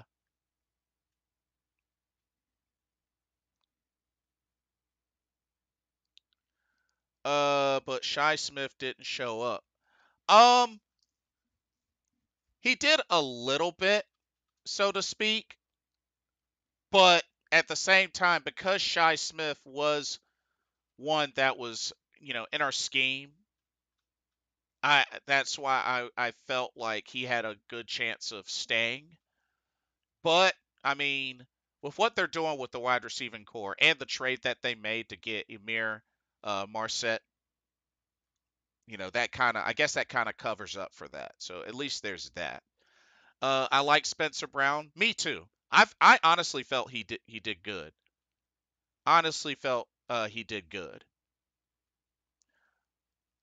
Um, Jeff R said, uh, McCall got cut by the Patriots as soon as we released him. He failed the phys. Oh, he failed his physical. Oh, ouch, ouch. That sucks. I didn't know he failed his physical. Dang. Sorry to hear that. Oh well. Uh, let's see. Vietnam says Keith was hot garbage. So was Brandon Smith. Keith was having a better training camp and a better preseason than C.J. Henderson, though. A much better one than C.J. Henderson. I got to give him that. Brandon Smith, I was hopeful for Brandon Smith because that is a hard hitting linebacker. Have you seen his hits? That's a hard hitting linebacker. Now, when it came to coverage, I mean, coverage is another story. Coverage is another story, but Brandon Smith was a hard hitting linebacker. Um, I think that McCall wouldn't stay in shape and refused hard coaching. Failed it the same day they picked. Oh, he failed. He failed the physical the same day. Jeez, ouch. Dang, that bad. Well, and I guess it's kind of a surprise because remember he was our starting. He was our starting nose tackle. He was our starting nose tackle. Um, and then now Nick Thurman is listed. Nick Thurman as our starting nose tackle. So is kind of weird. It's kind of weird. Phanom says, nah, CJ was making tackles and only had that one uh pass interference penalty. Wait a minute. What about the number of missed tackles? Hold up. He had a good number of missed tackles as well. Not only that, CJ ain't aggressive enough. He's not aggressive enough. Like you remember how they were saying that Deuce Staley emphasized how you got to come up to the point of attack and just go for it. I don't think CJ does that enough. Now I will admit he had a few flashes. Oh yeah, bro. Yeah. You gotta. I you might want to check back. Oh, he had a handful. He had a good handful. Yeah, he had a handful. I'm not gonna say he gave up a ton of huge plays or anything like that, but he had a handful. He had a handful. Now, I feel like, but like I said, I feel like this is his last chance. This is definitely his last chance, to really show that he was worthy of being that number one draft pick. But if they're gonna bring in another cornerback, I don't know. He might be moved down to the list, like maybe playing for like that second nickel spot or something like that. Jeff R says CJ is good in practice, sucks in the game, and that's a fair argument. That is a fair argument, cause, whoo, I mean, I know he had a few picks last season. He had a few picks last season, but CJ hasn't really evolved into being worthy of the number one draft pick that he once was. Um, but who knows? He might end up playing for that nickel spot. We'll see. I'll make sure to watch him when we go to Atlanta next week. Next week. Uh, so far,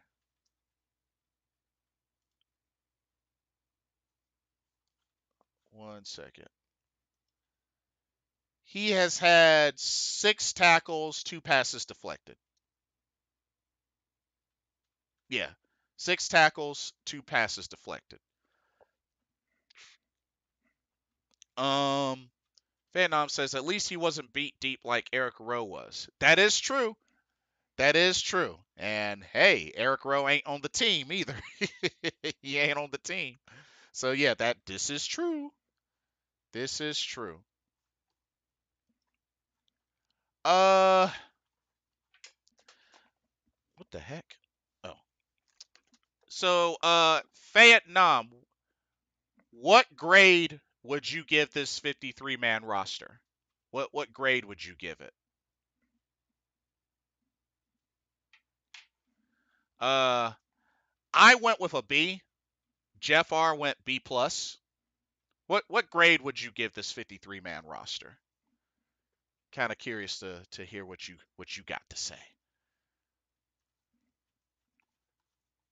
But I feel like there will be some additions. Okay, Vietnam is going with a C plus, so a C plus. Um, is there anything in particular that stood out that kept it from being, say, a B?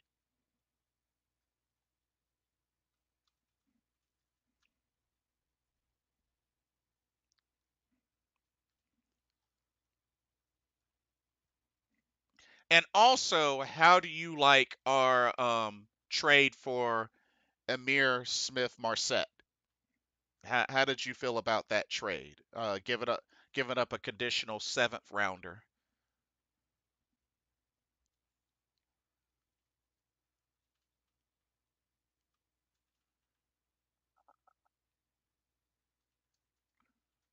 Oh, apparently word is that Terrace Marshall was out there today with his helmet and all, like he's ready to participate.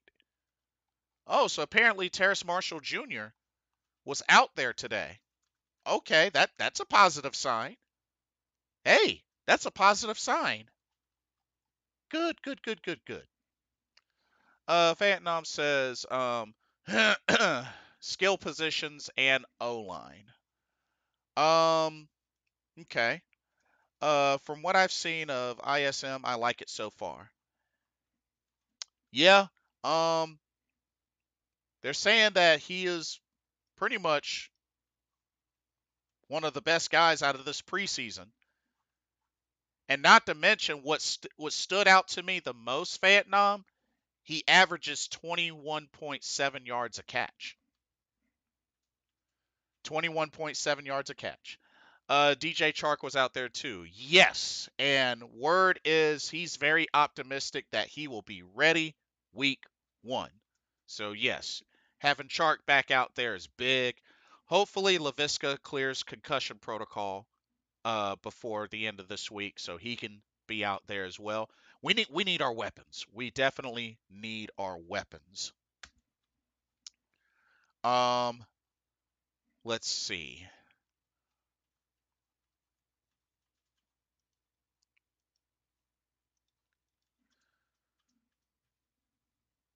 Vietnam says he could be the playmaker that we needed. It's very, very possible. Very possible. I saw one of his touchdown catches, a deep ball from Blaine Gabbert, which he put him. It was pretty much like a seam up the middle, and he just beat everybody and caught it for the touchdown. He's also got some kickoff return experience as well, so he might be used in special teams. But hey, you know, I think we definitely, looking at what we have now, I just really,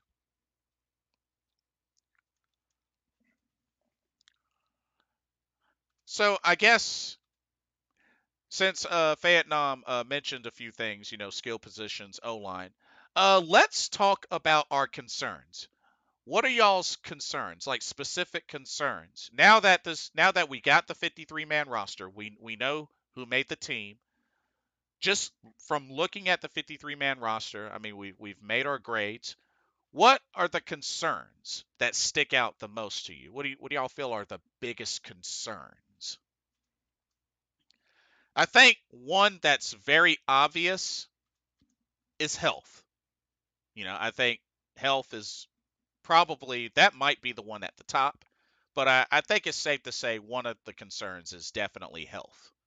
This team needs to be as healthy as possible.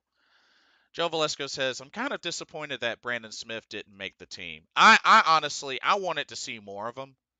I wanted to see more of him to see if he could evolve and maybe get better at coverage. Because I mean, I thought he was a hard hitting linebacker, but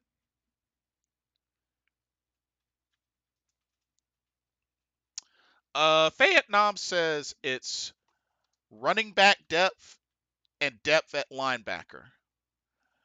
Um, okay, so let's break it down. Running back depth, which I know how you feel about Chuba Hubbard, which I think, I guess it's safe to say that's one of the main reasons was Chuba Hubbard not really feeling him, because right now it's Miles, Chuba, Blackshear, which we did see a lot of Blackshear this preseason. I mean, a whole lot of Blackshear. And of course Spencer Brown. But like I said, I'm pretty sure Spencer Brown is going to make the practice squad. I would be shocked if he didn't make the practice squad. Um, and Miles Sanders, he should be good to go for week 1. He should definitely be good to go. Um,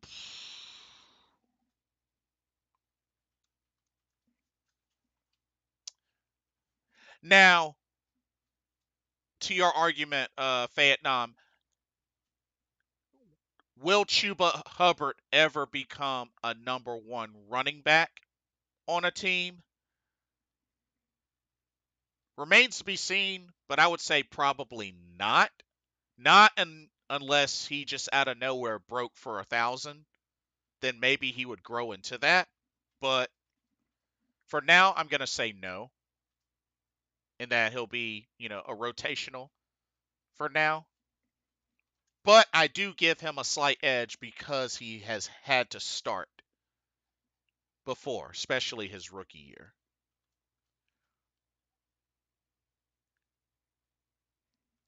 But and then linebacker. Well, like I said, I was pretty surprised at the release of Deion Jones, um, which I thought, we had pretty solid linebacker core after adding him and Justin Houston. But I don't know. Honestly, I think we should be all right at linebacker. Because, like I said before, Camus, I think we got a hidden gem in Camus. I think Camus is going to turn out good. I really do. I just have that feeling. I have that feeling that Camus is going to turn out cool. Um, and like I said, I'm anxious to see how YGM does with him being moved to outside linebacker. Um, uh, see, Vietnam. Why did they let him go? He didn't even play. He played a little bit. Played a little bit. So what the word is, Vietnam? Apparently, a lot of Falcon fans and Cleveland Brown fans have said that he is a former shell of himself. That he's not the player that he once used to be. That's what I've been told from other Falcon fans and Browns fans. Because he had the one season with the Browns last year, but before that, most of his career was with Atlanta. But word is that he's not the player he once was. So it's kind of a bummer because, I figured with him being a veteran, he could really help with the younger players on the team, but I guess that didn't pan out. I guess that didn't pan out. So so yeah, that's what the word is on Deion Jones. But I mean, I guess we won't really ever find out now. We won't really find out now. So yeah. But yeah, that was kind of a surprising cut for me. And they kept Chandler Wooten. They kept Chandler Wooten. So I mean, I was thinking maybe Deion Jones would be rotational, but I guess not. I guess not. So looking at this depth chart, as a matter of fact, let me show y'all this. Let me show y'all this. Check this out. Take a look at this depth chart now. So according to here, so offense, of course, the receivers, starting Chark, Thielen, Mingo. Running back, Miles Sanders. Quarterback, Bryce Young, of course. Um, Tight end, Hayden Hurst, Ian Thomas. Uh, O line, Icky, Brady, Bozeman, Chandler, Moton.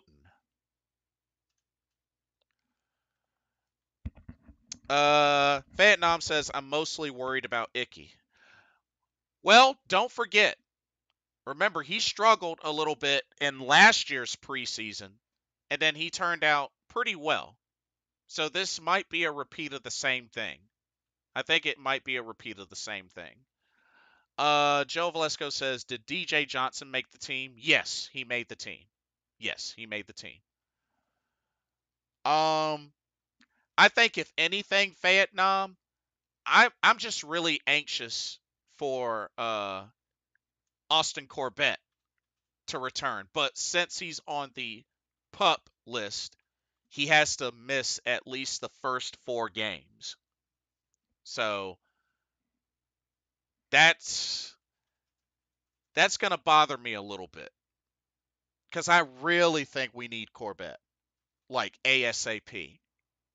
Like this line looks so much better with Corbett in it.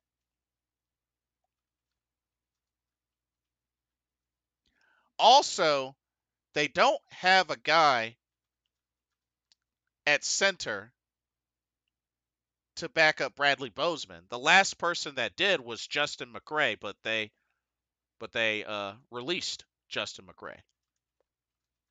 So that kind of has me wondering there, um, especially looking at this depth.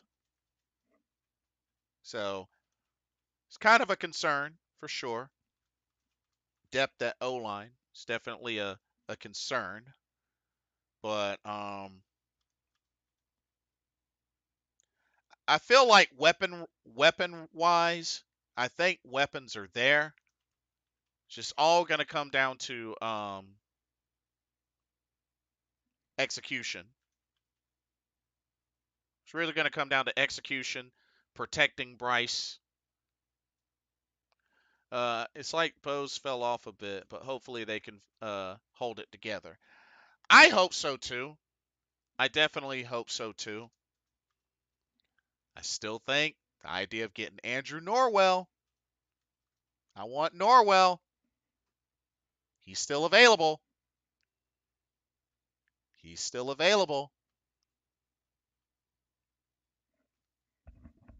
But all the national media has nothing good to say about our O line or skill weapons. That's okay. Let them talk. Let them talk.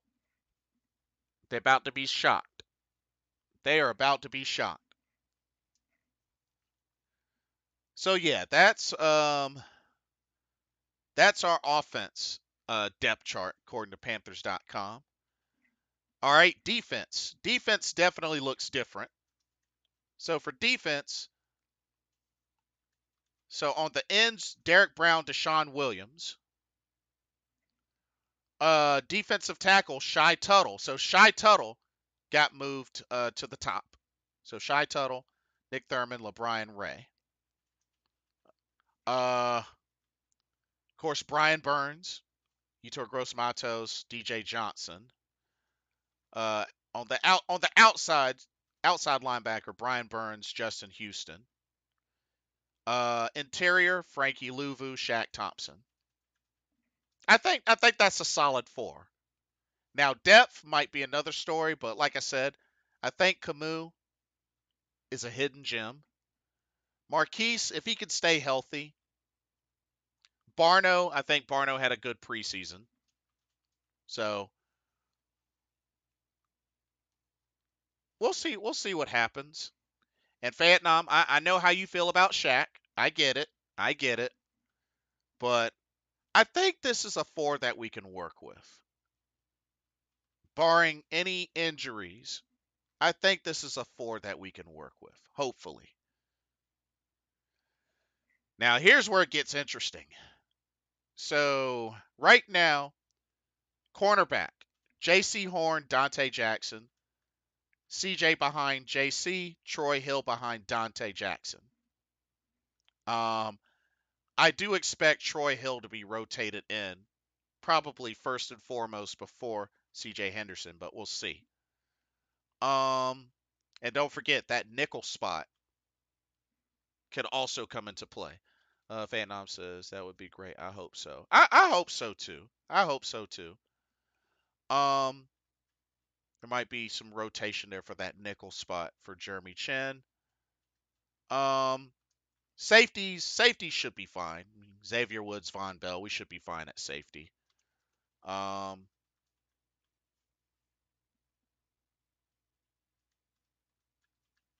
but and special teams.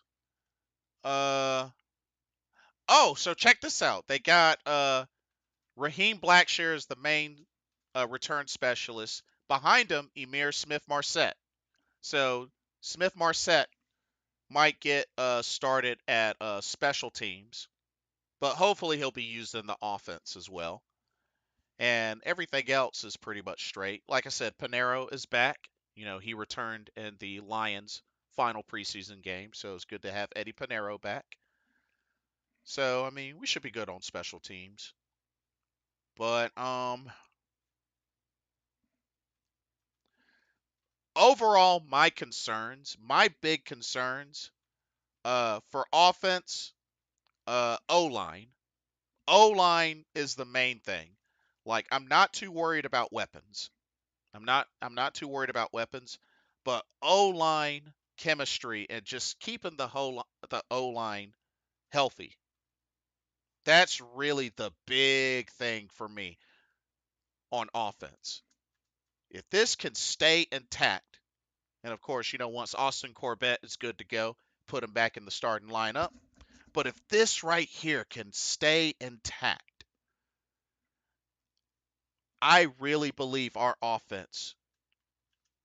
I will go as far as to say, if this O-line can stay intact and Bryce Young consistently has time, they will borderline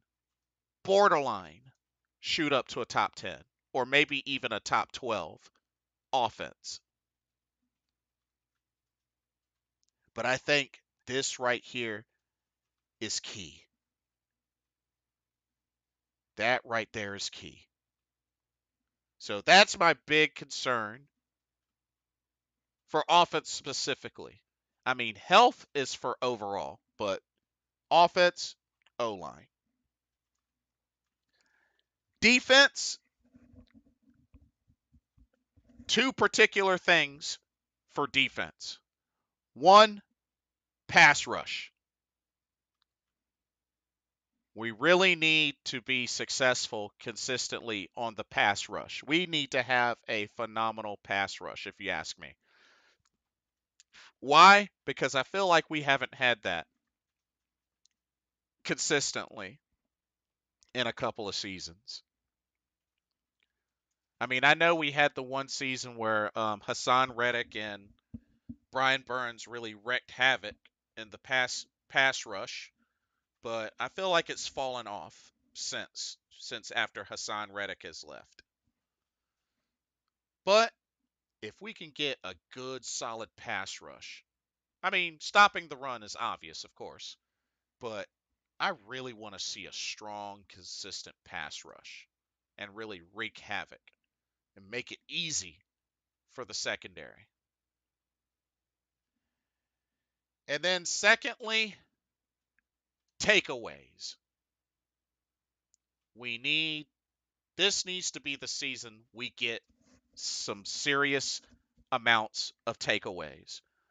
We haven't really gotten a lot of takeaways since Thieves Avenue, and that was a handful of years ago. So, Carolina Panthers defense were once a big threat because of takeaways.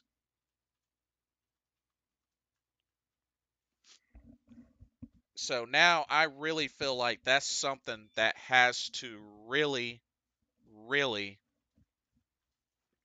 increase. That's got to really increase. So, um, hold, hold up, wrong screen. Um, but yeah, so pass rush and takeaways. Joe Velasco says, how many sacks do you think we are going to get? Good question. You know what? Let's see how many sacks we had last season, shall we? Let's see. Uh, 36 total sacks last season. Honestly, if we can get somewhere in the 45s, maybe the 50s, I will be much happier. If we can get in like the 45s and the 50s, I would be much happier.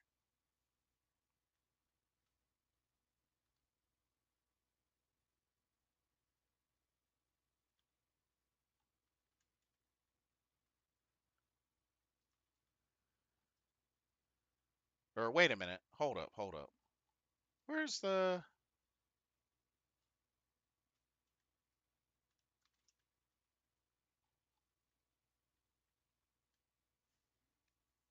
or wait, that's sacks yards lost. Hold up. Hold on. I'm looking at the wrong thing. Hold up. Here we go. Let me look at this. Let me look at this. Oh, okay. So 35 sacks total. 35 sacks total from last season.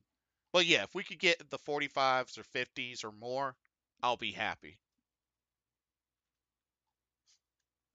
But like I said, I'm not a big fan of the 3-4 defense, so I really have no idea what we're going to have for sacks.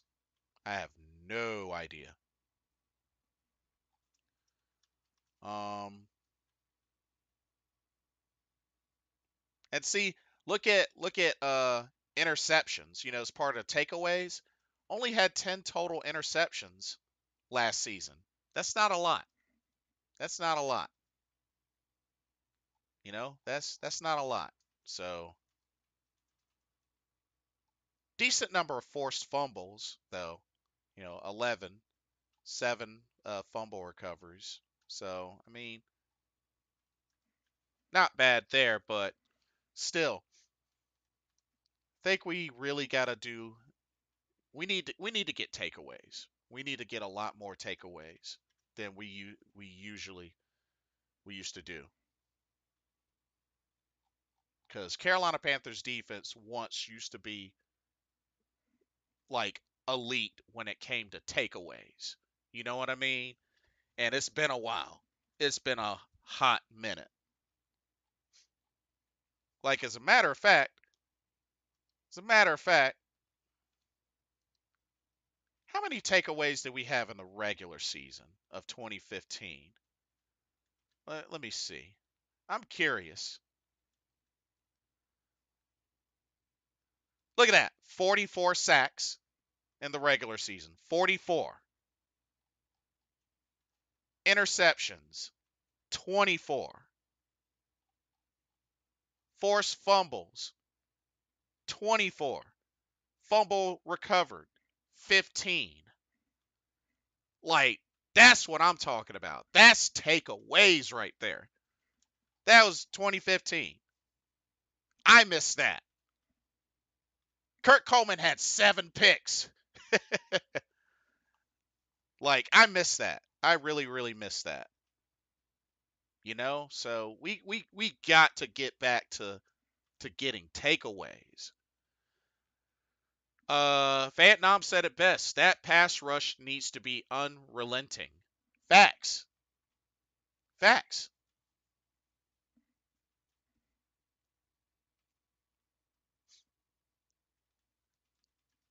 So, like I said, those are the two big things for defense. Pass rush, takeaways. Special teams, well, like I said, special teams I'm not too worried about. Ever since after that Falcons loss last season, Eddie Pinheiro hasn't missed a kick, so I'm not worried there. Yeah, I'm not worried there. But yeah, so those are my concerns overall. Biggest thing overall is health, overall health. Um, then when you break it down, offense, success of the O line, defense, success of the pass rush, and takeaways, takeaways, takeaways. Christmas presents for everybody. That's what I'm talking about. So yeah, I think with that being said, we can get all those straight. I think we can have a pretty dang on good season. Now, as said before, Frank Wright, the coaching staff, the play calling, what and whatnot has been very vanilla. Has been vanilla, but hopefully they will open up the playbook and unleash havoc come week 1. Uh, Jeff R says ESPN says Colts will not be trading Jonathan Taylor due to lack of offer value from other teams.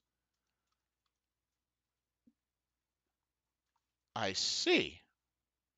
Huh. So, so they're gonna keep him on the pup list. Oh, well,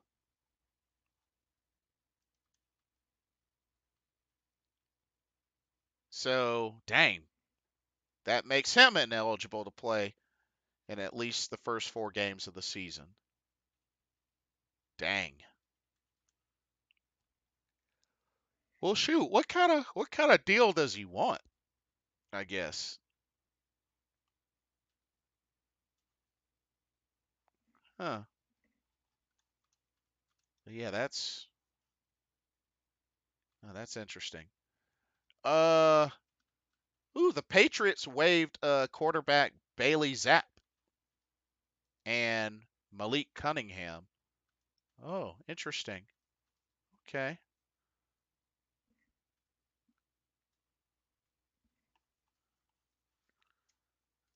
How can they really want any value when they don't feel the running back position is valuable?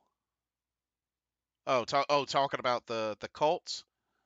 Um, that is a good question.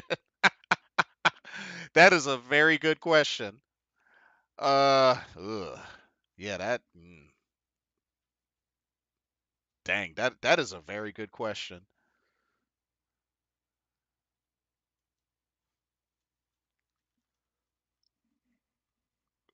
Ooh, interesting. Uh, Apparently there's an issue in contract negotiations with Joe Burrow, which is why he's not practicing.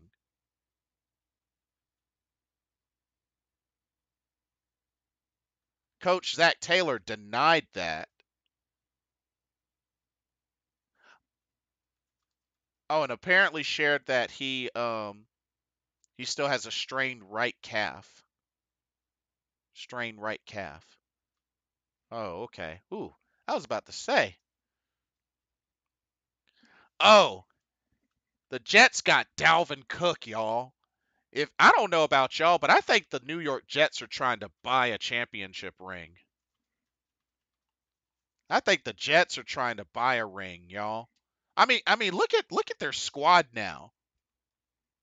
I mean, Aaron Rodgers, Dalvin Cook, Randall Cobb, Mecole Hardman Jr., Alan Lazard, Garrett Wilson, who was offensive rookie last year, offensive rookie of the year. Um,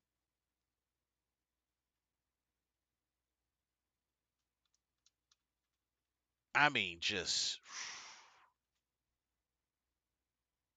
Will McDonald the fourth. That was their draft pick. Quinnen Williams, C.J. Mosley, Quincy Williams, Sauce Gardner, defensive rookie of the year last season. Um,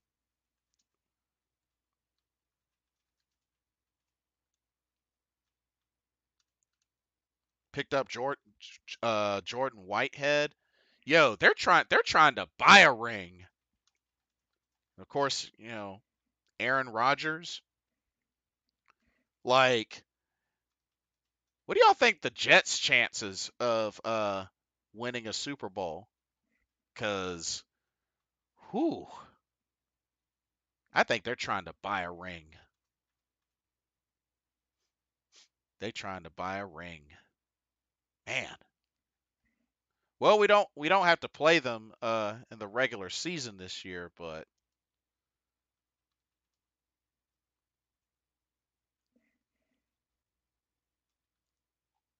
we'll see how that goes.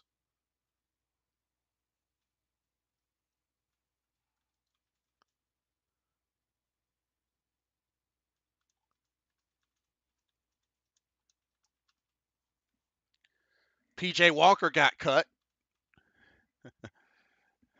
Chosen Anderson got cut.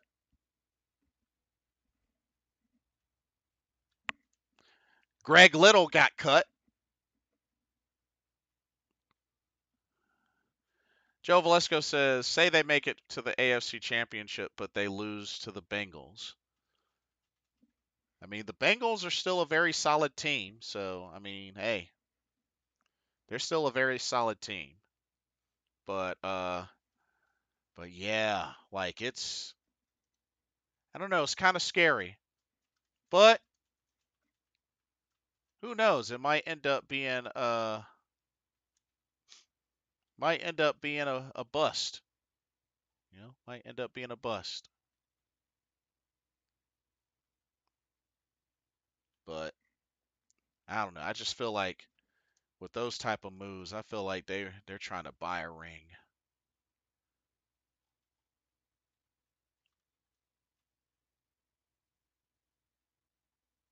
But we'll see. We shall see.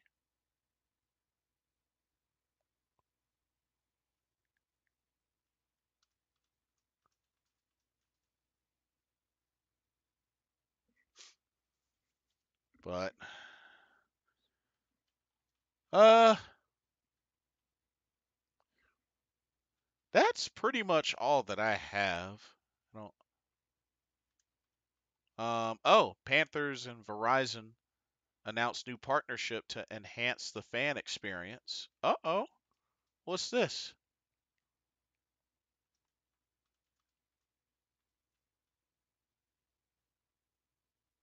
Oh, some network upgrades. Okay.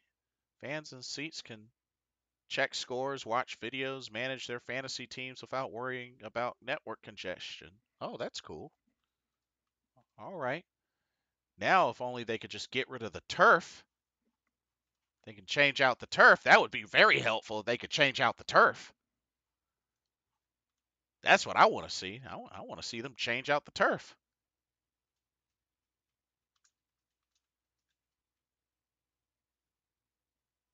But,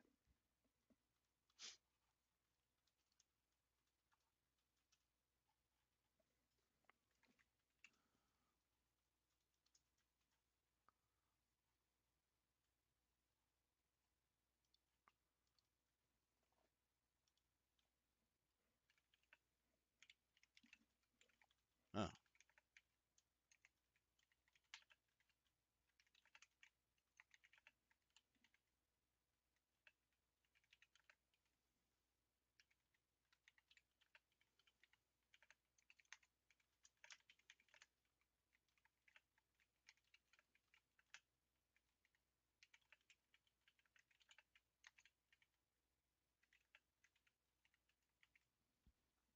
but, um, but yes, I'm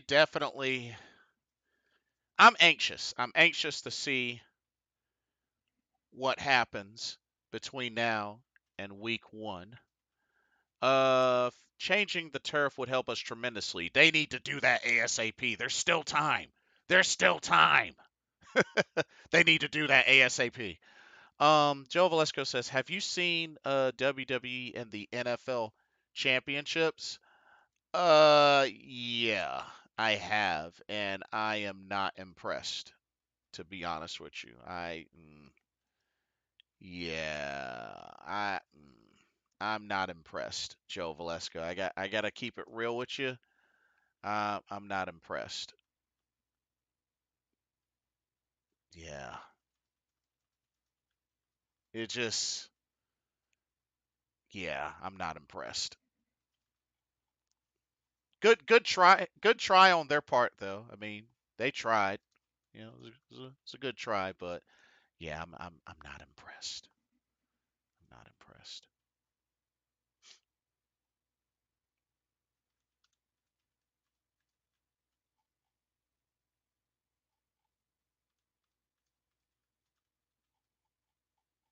But uh, I think that'll do it for tonight. We really dug into this 53 man roster, and now it's just pretty much make whatever adjustments they got to make, and hopefully smooth sailing into the start of this season. Hopefully they address the concerns, and hopefully, just hopefully, we can really see some changes for the better, and it all adds up to a successful season. The NFC South is wide open. We need to bust that door down and we need to take it and we need to own it and hopefully own it for the next handful of years. Uh WWE died for me when Stone Cold and The Rock and the game stopped performing. Oh, those are your faves, Vietnam or Vietnam. Those are your faves. Yeah. There's many that were thinking that The Rock may return and have that angle with Roman Reigns, but who knows? Maybe he will due to the writer strike, but we'll see what happens.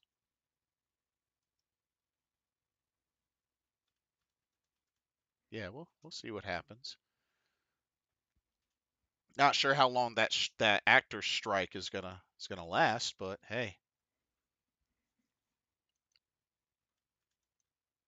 hopefully, you know, folks get everything together, and actors can get the pays and everything that they deserve. I think next year we will finally see the progress we've been looking for. Oh hell yeah, yeah. Um, definitely, definitely. Um, I'm looking forward to it. I really feel like things are about to get ready to turn around, and I think it's going to catch a lot of people off guard. I think it's going to catch a lot of people off guard. It's only a matter of time before we become a threat again. It's only a matter of time. The execution's got to be there, and yeah, we just gotta do it. Just gotta go out and do it. But anyway, it's almost 1:30. I'm about to head to bed, but it's been fun. I want to thank everybody that came out, chimed in, chatted up with me. But yeah, 53-man roster is set. I'm sure there's going to be some tweaking, some additions here and there. But we're so close, y'all.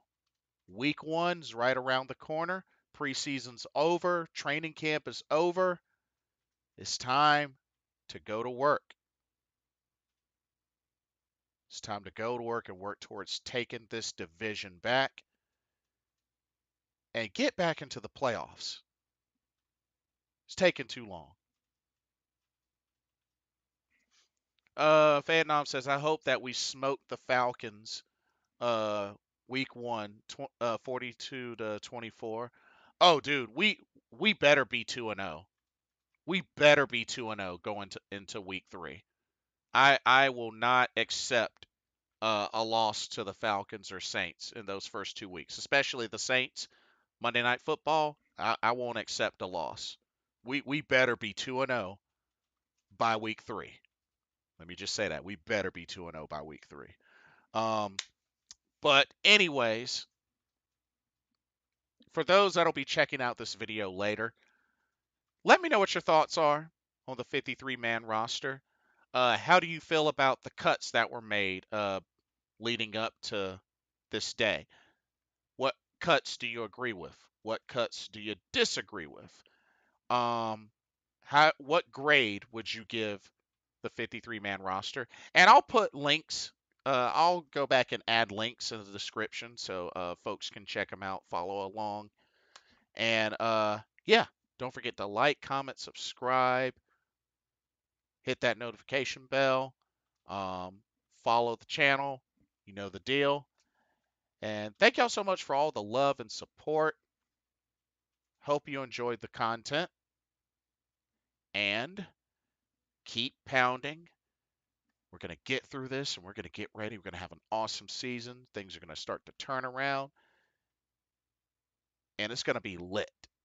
It's going to be worthwhile to check out Carolina Panthers game. And like I said, hopefully things go well. I'm going to try to go to the Texans Panthers game in October, or at least one home game, at least one.